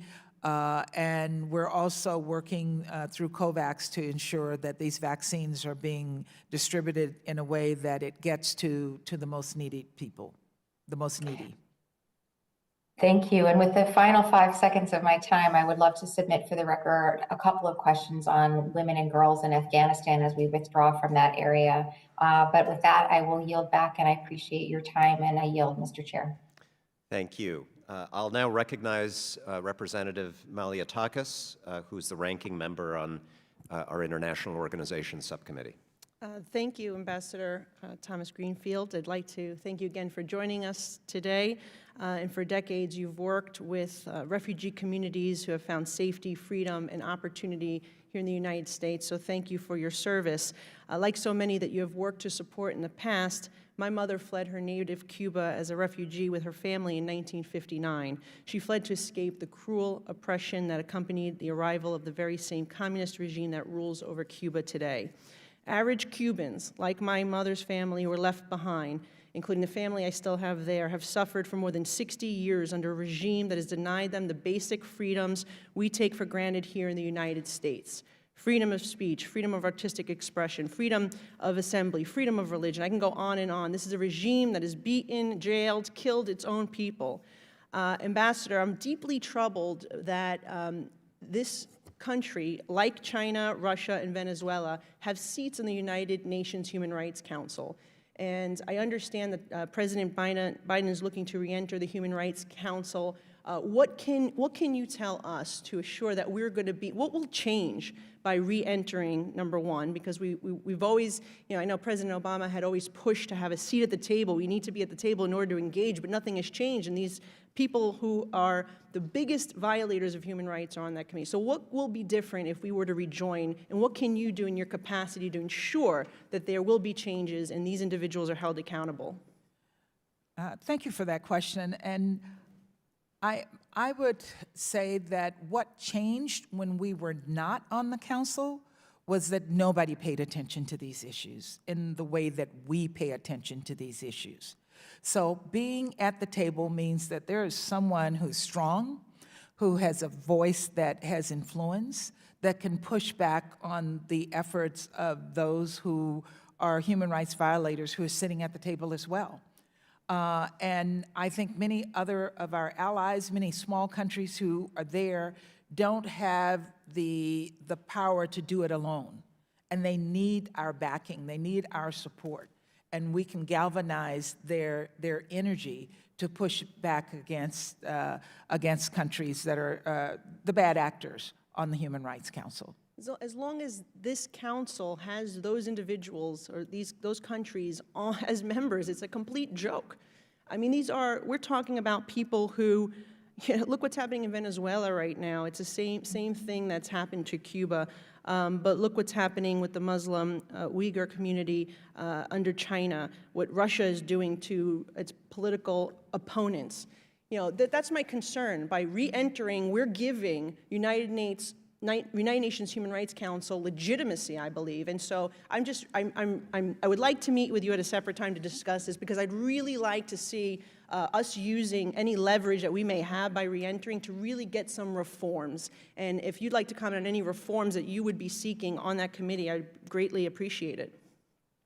Well, I definitely will look forward to working with you on that, because we want the council to work.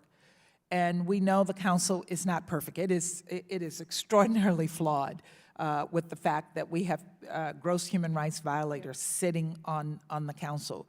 But we have also been able to call out those violators on the council.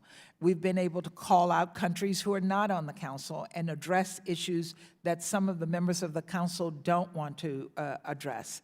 And I think that's where we play a key role. No one would play that role if we were not sitting at the table. Well, I appreciate and I do look forward to continuing this conversation with me. And just the fact that they had Maduro speaking at their opening meeting, it tells you everything you need to know about this council, and that it's certainly not working as it is. And I hope to have your support also with removal of item number 7 regarding Israel from this. I know it was mentioned, and obviously it was a bipartisan support for reform of this council. And so I hope that you will support the removal of that item from the agenda. We do, and we think it's unfair, and we will do everything possible to have it removed and have continued to do that. I appreciate that. And with my last 30 seconds, regarding the UN Security Council, what can we be done, or what action can you take to try to hold Russian hackers accountable? How can we use this council position to try to go after Russian hackers, try to push for some accountability for those who are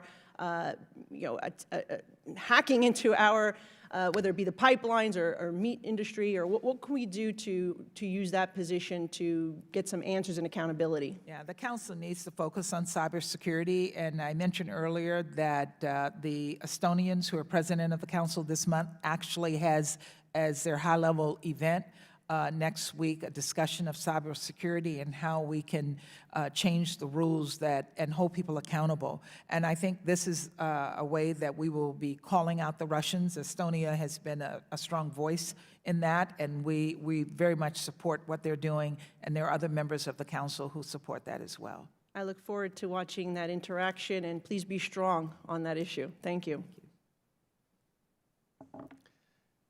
Thank you. I will now recognize myself for 5 minutes. Thank you, Madam Ambassador. Great to see you. I'll start with a comment that when I listen to these debates, I'm sometimes reminded of Madeleine Albright's joke that the problem with the UN from an American perspective is that there are just so many foreigners in it. And some of them are our adversaries. And of course, when Russia and China and Venezuela and Cuba, when they see institutions like the Human Rights Council, they say, we want to get on that, because we want to influence it, because it's important. They see the UN as an arena for competition with us, and they play to win. So I want America to play to win. I don't want us meekly retreating from the institutions that our adversaries are trying to take over. That would be like me saying that because there are some disreputable people in the US Congress, and I sometimes don't like what Congress does, that I'm just going to quit and leave. I want to fight, and I want to win. I want to ask you a question about the Secretary General, who has been very outspoken on a lot of important issues. Recently, Burma, he's been very, very strong and principled in calling out the junta and the human rights abuses. That's good, but it's also easy. Burma's a weak and small country. He has not been quite as outspoken when it comes to China's abuses in Xinjiang. And I get it. He's running for re-election. China's a very powerful country in the UN system, but so are we. And so I wanted to ask you, what are we asking the Secretary General to do to step up on what I think we would all acknowledge is probably the emblematic human rights challenge of the day? Thank you for that question. And I engage with the Secretary General probably close to every other day when I'm in New York, either by phone or in meetings, to make sure that he understands without any doubt what our priorities are and what our agenda is. And I'm sure the Chinese and the Russians and all are doing the same thing with him. He has, we've had this discussion with him, and I know that he is aware that some of the non-governmental organizations have raised the issue with him.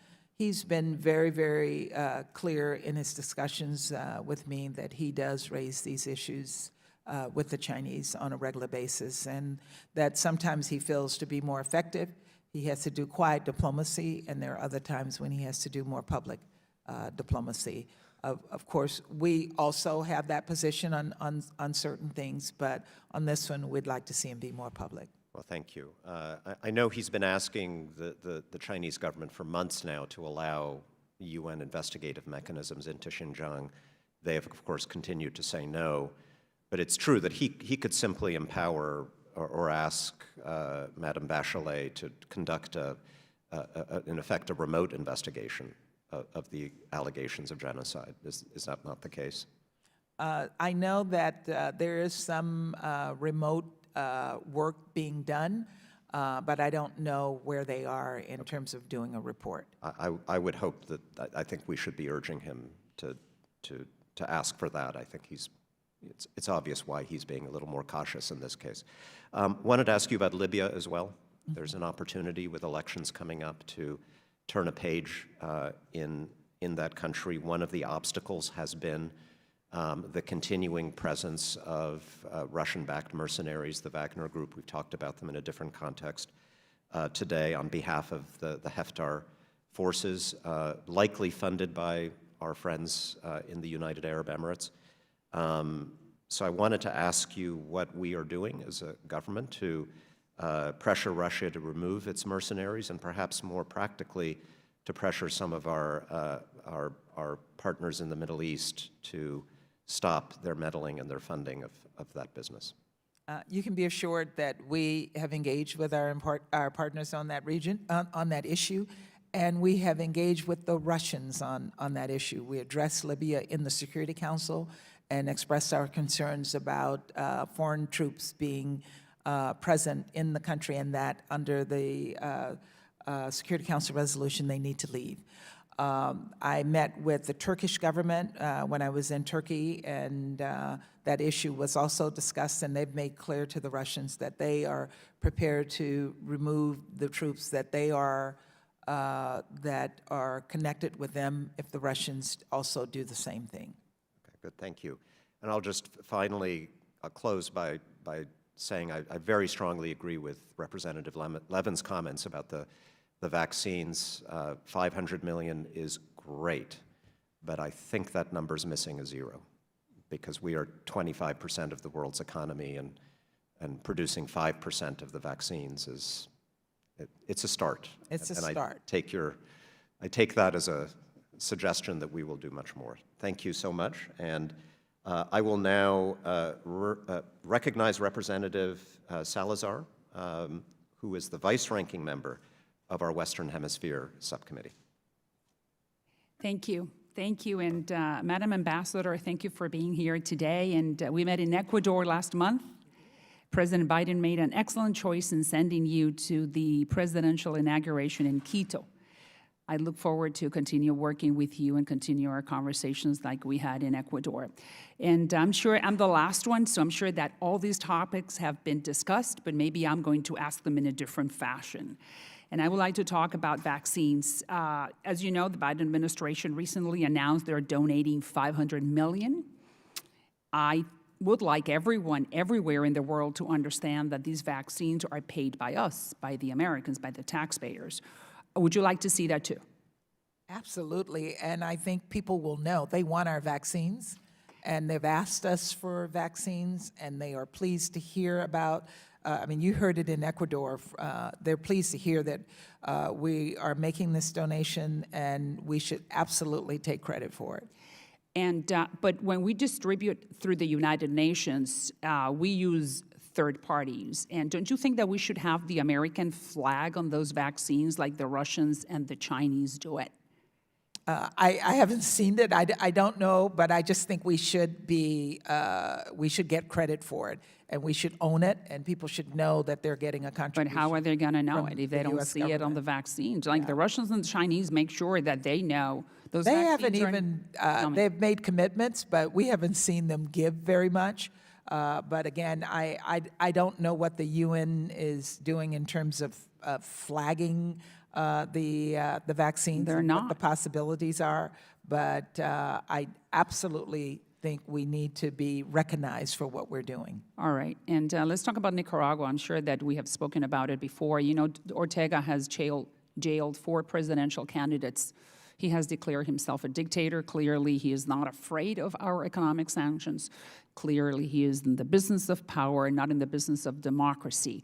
So I would like to ask you, how much time, effort, and energy are you willing to invest in rallying the international community to denounce, isolate Ortega for what he's doing? Well, I can say without any hesitation that we have made our views known on the situation in Nicaragua, and we're deeply concerned about what is happening there, and we want to keep the spotlight on the situation there. What do you think we could do? We've called on, for example, President Ortega and the Nicaraguan government to release immediately all of the political prisoners and civil society and opposition Yeah, leaders. but they that do the arrest. opposite. The more we talk, the more they incarcerate. And we got to keep ramping up the pressure on them. All right. Constant, and in the region as well. All right, so let's talk a little bit about Israel. And as Congresswoman Malliotakis was saying, at this hour in 2021, the Human Rights Council, which most people do not understand, is that body within the United Nations that promotes human rights in the world. It has Cuba, Venezuela, China, and Russia. That's a farce. That's a joke. Cuba, all right? You know, Cuba chops off the hands of dissidents. I have a couple of those in my district.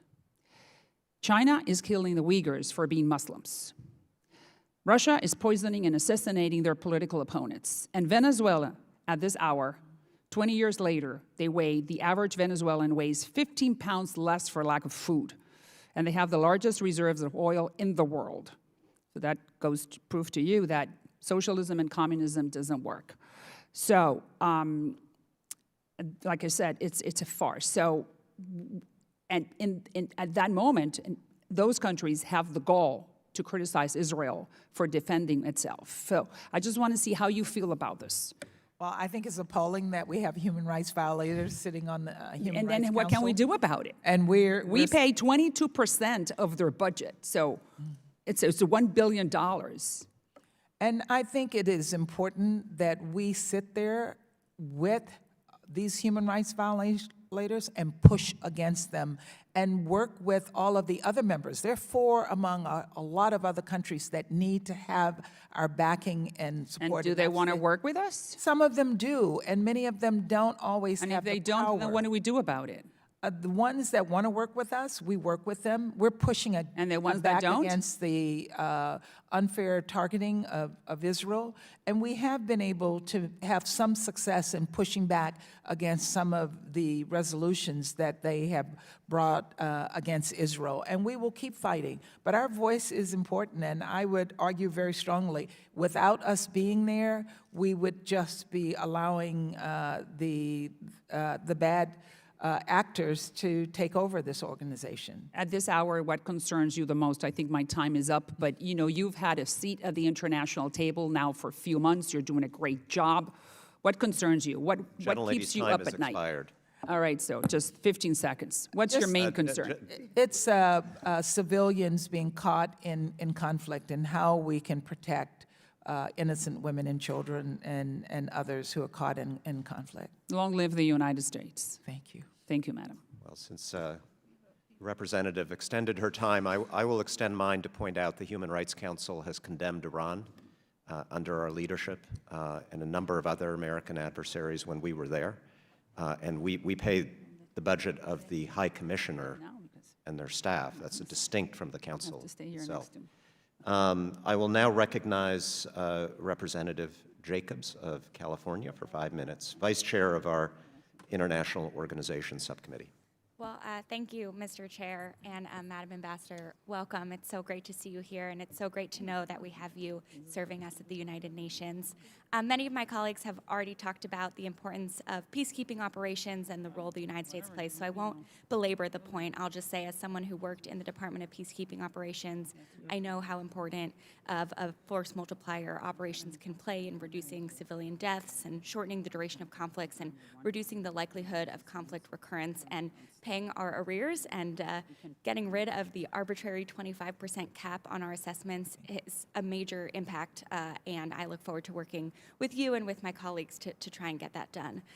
On the topic of peacekeeping reforms, I'd be interested in hearing from you more about how the Biden administration plans to make peacekeeping missions and peace operations more effective, including in an area that I think doesn't get enough attention, which is the need to meaningfully engage local communities in peace-building initiatives. So if you could talk about how the Biden administration plans to work to ensure the UN is meaningfully engaging at the local and civil society level, and including pushing to direct resources towards community-led peace initiatives. We are very, very focused on how we can improve the operations of peacekeeping operations across the world, but particularly in Africa, where there are the largest number of peacekeeping operations. And so through the State Department, we're engaging regularly with the UN Peacekeeping Office. I've had a number of meetings with the head of PKO, but also in the field, our ambassadors and our diplomats are engaging with these missions to ensure that they are engaging with communities, because they're not operating in a vacuum.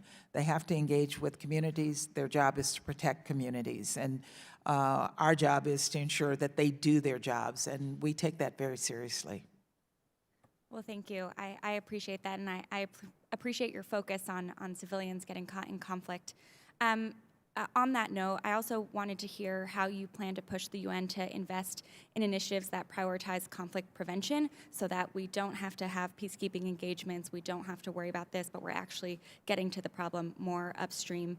In particular, how you're working to strengthen and prioritize conflict prevention initiatives in funding, policy, and programming, and how state and aid can work together with the UN to share risk assessments, analysis, in order to allow for a more coordinated, proactive approach. Again, is something, if we could end conflict, we don't need these peacekeeping missions.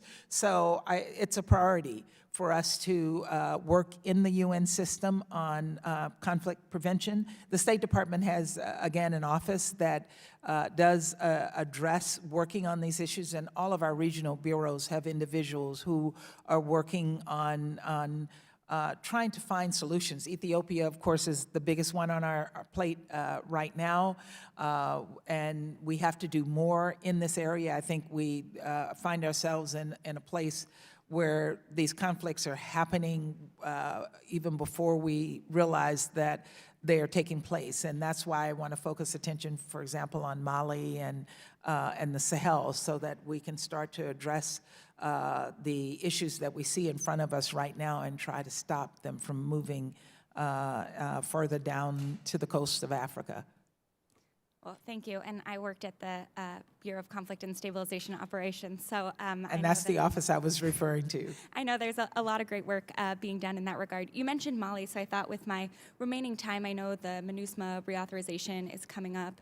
I know you talked a little bit about the Sahel with some of my colleagues, but if you could talk about what your priorities will be in the reauthorization to try and ensure that MINUSMA is actually able to create stability and peace in the Sahel region. Yeah, it's a work in progress, and we do want the reauthorization of MINUSMA, but it also requires some attention in terms of addressing what are the real root causes of what is happening in Mali and as well in other parts of the region. And so the coup in Mali has seriously concerned as we move forward. The attempted coup in Burkina Faso, attempted coup in Niger, the killing of the president of Chad by an armed group that came out of Libya. All of these things are related to each other. And so if we can get a handle on it in Mali, that will be a start, and I think MINUSMA can play a key role in that. But I think we have a bigger issue at hand, and it's going to require a lot more attention than we can get from the MINUSMA forces. Thank you. Mr. Chair, I yield back. Thank you. I'll now recognize Representative Jackson of Texas, who's the vice-ranking member for our Africa Global Health and Human Rights Subcommittee. Thank you, Mr. Chairman, and thank you, Ambassador Thomas Greenfield, for your testimony and answers so far. I remain wary of the United Nations due to the undue influence that Russia and China hold over this body traditionally. I hope that under your leadership, the United States can strengthen our relationships with our allies and work to combat the interest of our adversaries. My first question. I strongly agreed with many of President Trump's actions regarding the United States' role in the UN. One of these was especially his decision to cease funding for UNRWA. I am concerned with the lack of accountability of the money we send to UNRWA And I'm specifically concerned that the U.S. taxpayers could be indirectly funding Hamas or other Palestinian terror groups and thereby supporting the attempted destruction of Israel. Just a few weeks ago, a Hamas tunnel was found under a school in Gaza. UNRWA distributes anti-Israel education materials to school children, has documented ties to Hamas, and employs anti-Semitic staff. How do you plan to provide better accountability and oversight of these funds that we give to this organization, and how can we monitor the ties between this organization and terrorist groups like Hamas? Thank you for that question, and I will tell you that it has come up several times today, and let me assure you that we are putting all of our weight behind monitoring everything that UNRWA does and monitoring the funding that the U.S. government provides to this organization. They do provide needed humanitarian assistance to the Palestinian people, but that assistance we have to get assurances from UNRWA and others that none of that assistance will ever get in the hands of Hamas, which we have identified as a terrorist organization. PREM, the Office of Population, Refugees, and Migration, has done an MOU with UNRWA. They monitor every dime that goes into that organization. I met with the commissioner for UNRWA early in my tenure in New York and made clear in no uncertain terms that the U.S. will be watching everything they do very, very closely. As it relates to the textbooks and the literature that is being provided to the Palestinians, we have also monitored and worked with UNRWA on that.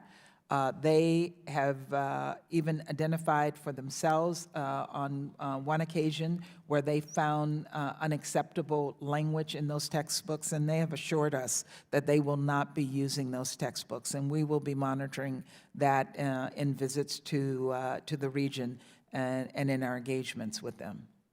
Yes, ma'am. Thank you. I appreciate that. My second question is, and I'm sure this has actually been discussed some today, but as you know, the World Health Organization led a team of 17 Chinese and 17 international experts to Wuhan, China in January and February of 2021. Their team reported that they found no source of the virus and stated that transmission from an intermediate animal host was the likeliest scenario for the origins of COVID. We know now that this is most likely not true and that the Wuhan Institute of Virology is also a very likely, if not the most likely source. Even Dr. Anthony Fauci stated in one of his emails that the virus was likely engineered. President Biden recently supported a second WHO-led investigation into the origins of COVID-19. President Trump and the American people lost all faith, however, I think, in WHO and their objective ability to look into the origins of COVID because of their close relationship with the Chinese Communist Party. I do not believe that Beijing will change their behavior or allow us to shine any light on their wrongdoing and the deceit throughout this pandemic. We must hold China accountable for the role it had in the development of this pandemic. My question is, in what ways do you plan to work with the WHO leadership to ensure a more thorough and more independent investigation? Let me just start by saying that the Biden administration has been absolutely clear that it supports a robust and transparent investigation of the origins of COVID. And I shared with the committee that we were briefed in New York by the co-chairs of an independent council led by former President of Liberia, Sirleaf, and the former President of New Zealand. And they are looking very, very closely at this, and we are supporting their efforts to get to the bottom of the COVID origins. That said, President Biden has also asked that the U.S. intelligence community provide its full assessment of its own findings within the next few months. Getting to an understanding of the origins will help us prevent a pandemic happening in the future, and that's in China's interest. It's in our interest and it's in the interest of the globe. So we will keep pushing on this so that we can avoid having the kind of pandemic disruption that we've had over the past year. Yes, ma'am. Thank you. I appreciate that.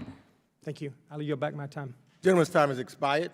I now recognize Representative Kathy Manning of North Carolina, who's the Vice Chair of the Subcommittee on the Middle East, North Africa, and Global Counterterrorism for 5 minutes. Thank you, Mr. Chairman, and thank you so much, Madam Ambassador, for spending your time with us today, for all your service to our country, and you have already demonstrated what a wise choice President Biden made in your appointment. So thank you for being with us. I want to talk a little bit about combating anti-Semitism. In 2019, the UN Special Rapporteur on Freedom of Religion and Belief released a major report on combating anti-Semitism, the first ever standalone human rights report dedicated solely to that topic. And the report called upon governments to acknowledge that anti-Semitism poses a threat to stability and security, and declared that expression that draws on anti-Semitic tropes and stereotypes, rejects the right of Israel to exist, or advocates discrimination against Jewish individuals because of their religion should be condemned.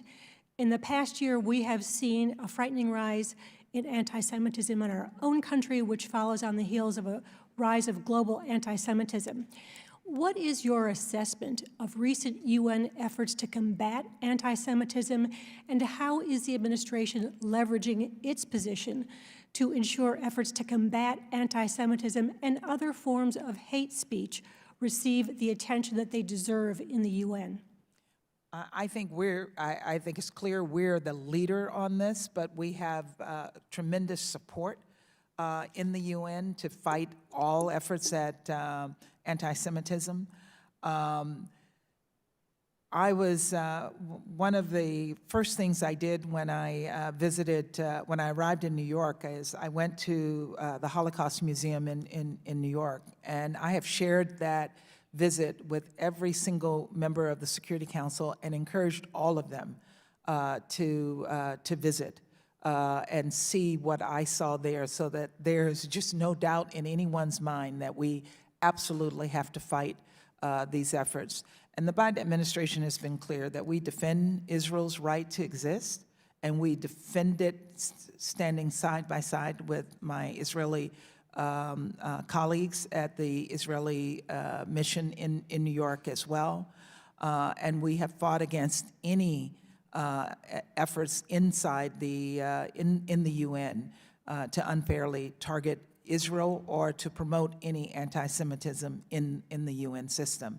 And it's a battle that I think every single person that I've engaged with, they've appreciated us being taking the lead on this, but also they've also joined us as we have fought against these efforts. Thank you. I hope you'll continue to stand against anti-Semitism, because we are seeing frightening developments across the country and around the globe. I want to turn to some questions that you responded to earlier about re-entering the JCPOA. And you said that if Iran comes back into compliance, we will come back into compliance. But if we lift sanctions that allow Iran to reintegrate into the global financial system and allow the repatriation of Iranian assets and lift the impediments to Iran's ability to export oil, what meaningful leverage will the U.S. have to pressure Iran to stop funding and fostering terrorism around the globe? Two of our main goals in dealing with the Iranians is, one, to stop them from fostering terrorism around the globe and fostering instability in neighboring countries, and two, to prevent them from getting a nuclear weapon. And we've been very, very clear-headed in terms of those two goals. We do want to see them rejoin the JCPOA, but we're also going to keep the pressure on them so that they don't continue to do the destabilizing activities that they have been involved in around the region. And they're two kind of separate things. So we are involved in those negotiations with them.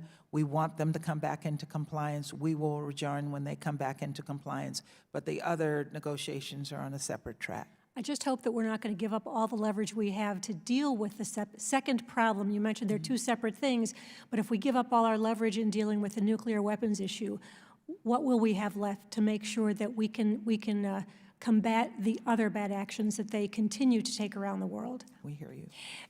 I believe I heard you say earlier that the administration had not yet determined what its position would be on the Golan Heights. Did I hear you correctly on that? You heard me. We have decided to, no changes have taken place in terms of the decisions that were made by the Trump administration. But to just be clear that the president, and I've said this many times today, the president supports a two-state solution. And it's a solution that allows Israel to live in peace and security and provides for a Palestinian state. How we move forward on that is still in discussion. Gentlelady's time has expired. Thank you. Thank you. I now recognize Representative Juan Vargas of California, who's the Vice Chair of the Subcommittee on the Western Hemisphere, Civilian Security, Migration, and International Economic Policy for 5 minutes. Thank you, Mr. Chairman. Again, thank you very much for allowing us to have this extended hearing. I think it's very, very important. Ambassador, I can't tell you how thrilled I am to see you and the work that you're doing. I was very, very excited because of your background. I think we're all extremely proud of you, and I want to thank you. I think everyone feels the same way on both sides of the aisle. There were two issues that I wanted to talk to you about in particular. One was Israel. It's been handled a little bit, but I do have concerns about the JCPOA myself. I was not in favor of it. I don't think that Iran should ever have the right to enrich uranium. I think that they do want to build a nuclear weapon. I think that every time we give them an opportunity to do that, they go for it. So I am very concerned about that. I did hear your answer, and again, I'd like to work with you on this because I don't trust them even 1 inch, no trust at all. But I do very much understand what you've said, that we stand shoulder to shoulder with Israel, as we should. It's a strong democracy, our sister city, and again, I thank you deeply for that. The second one I want to talk to is only one person at the UN that I like more than you, David Beasley. What he's doing at the World Food Program is nothing less than miraculous. I mean, he is working so hard. His organization is working so hard. They won the Nobel Peace Prize in 2020. As you know, I stayed up to watch it because I wanted to see that. It was thrilling for me. I think it was thrilling for everybody to know that but the organization won this prize. But I do have great concerns about the things he talked about. That all these children, all these people marching toward starvation, that we need to do more. The United States has to do more. We have to do more. How can we help? I mean, we need to do more. Otherwise, this is going to be a horrible stain, I think, on our soul as a nation if we allow this to happen. Not only in conflict areas, but areas where there's no conflict. Because of the pandemic, because of climate change, because of all these other things, these people that are right now with food insecurity, they're marching towards starvation. We have to do something. Well, thank you so much, and thank you for your kind comments. Just first on Iran and the JCPOA, we actually saw when, once they were out of the JCPOA, they actually increased the number of fusel tools that they had. So we think having them in the JCPOA gives us a bit more control over what they're doing. But if I could just interrupt for a second, that also shows why they want to build a nuclear weapon, right? So in other words, they didn't just stay where they were. As soon as they had the opportunity, they went for it. That's my whole point. I mean, it shouldn't be any doubt in anybody's mind they want a nuclear weapon. And then on David Beasley, I agree with you completely. I talk to David probably once a week to get his advice and his guidance on what is happening. He's been a true voice on the situation in Syria, on the situation in Ethiopia, on the situation in the Northern Triangle. In Yemen, too. And he has promoted us being more actively engaged on these issues, and he's a great fundraiser for the organization. And I do think we have to do more. The United States does a lot. We're the biggest donor. We're the biggest contributor. But in the scale of things and with the needs out there, there's always more to be done. And I hope to just join hands with him to work to get more donors and more contributors to the work that they're doing. And sometimes it's not just governments, it's also private sector, and he's been actively engaged in getting the private sector engaged. I think I think he's done a magnificent job. I think he's exactly, as you are the right person at the right place, right time, so is he. However, I think he does have an overwhelming job. I mean, I've heard him speak before. He's a friend. We've become good friends over the years. And when he speaks so sensitively, not about the kids that you guys are able to save, it's the ones you're not.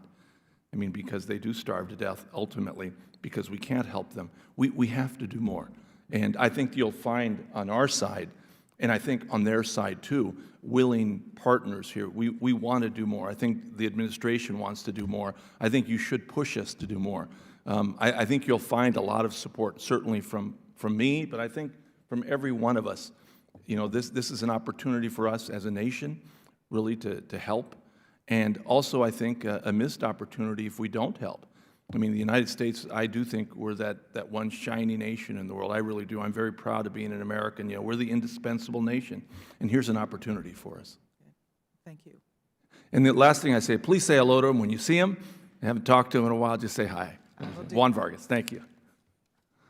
Gentleman's time has expired. I now recognize Representative Brad Schneider from Illinois for 5 minutes. Thank you, Chairman Meeks, and as always, thank you for having this hearing. Ambassador, thank you for staying till the end and giving us all a chance to have remarks. First and foremost, I want to repeat and extend the good wishes you've heard from both sides of the aisle today. On this committee in particular, I think we are also grateful for your work and your commitment.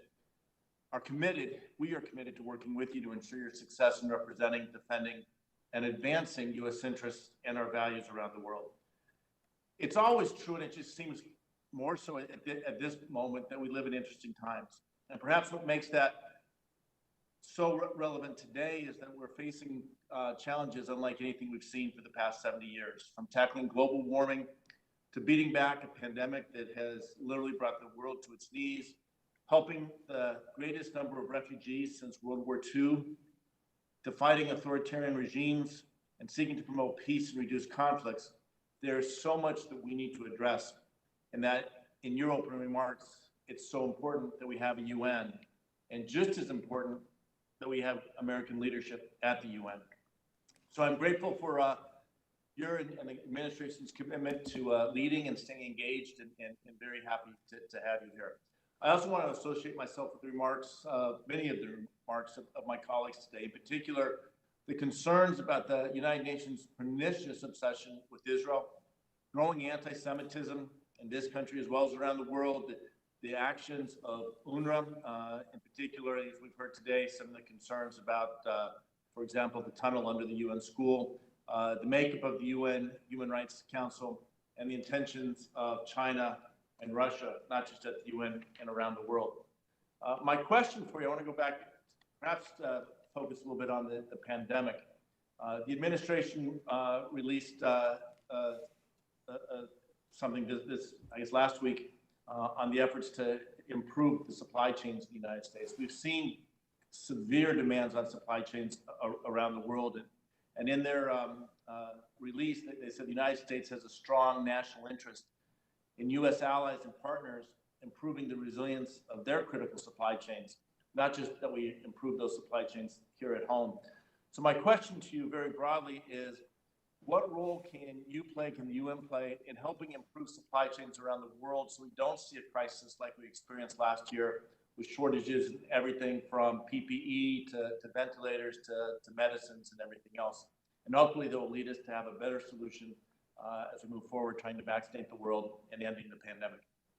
Well, I would just say to that we really learned from the experience last year that we have to galvanize the entire international community to respond to a pandemic. It's not something that any one nation can do alone, and this is why it's so important to have the UN that has a lot of the infrastructure and the capacity to, for example, distribute. We can easily turn to UNICEF that has facilities around the world that work directly in communities and can help distribute vaccines. There are NGOs that are working in many of these far-flung communities that already have the cold chains, the infrastructure, the logistics network to get the vaccine to these populations where they've not been able to access the vaccine. So just providing the vaccine is not enough. The infrastructure is important, and this is something that President Biden announced last week as he talked about how we will go about distributing the vaccine globally.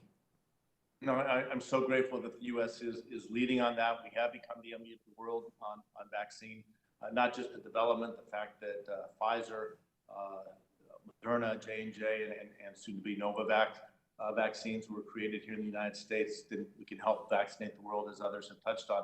But I think also it's important to recognize that it's the full supply chains, the resilience of all the different pieces and parts to make it possible for us to beat the next pandemic or deal with the next crisis is crucially important.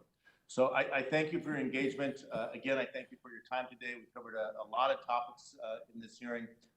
We have so much work to do, but know that I think I can't speak for all of my colleagues on the committee, stand ready to work with you to make sure you're a success in the work you do. We're grateful to have you in your position and look forward to making sure that our interests and our values lead the world. Thanks so much.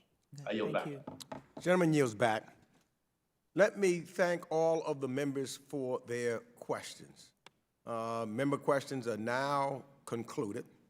And I wanted to race back here. I had an amendment on the floor, but I wanted to race back here simply to say thank you to Ambassador Linda Thomas-Greenfield for her very informative, very timely, and invaluable testimony today.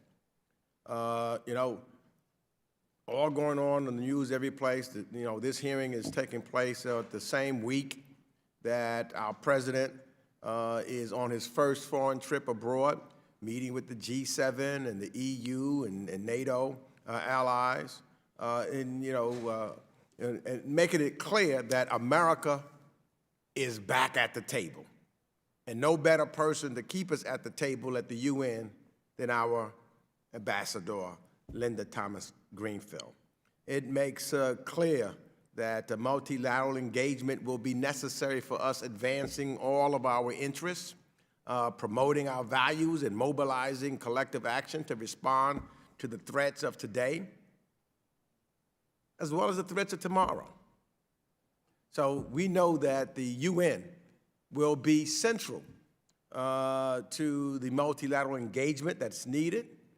And I am so thankful that we have you at the helm at the United Nations. And you will build those coalitions that will illuminate the Biden's administration's leadership. So let me also just say thank you for your time. You know, this is a long time, and we've made sure that we got every member here on this committee who wished to ask questions. So your time is much appreciated by this committee. And I think I'll stop there so that I won't continue to abuse any more of your time. And now I will adjourn this hearing. Thank you very much. Thank you.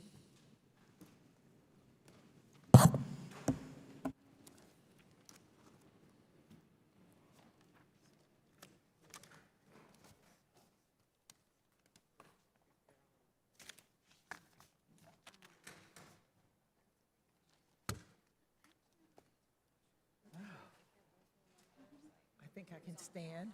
Let me go say hi to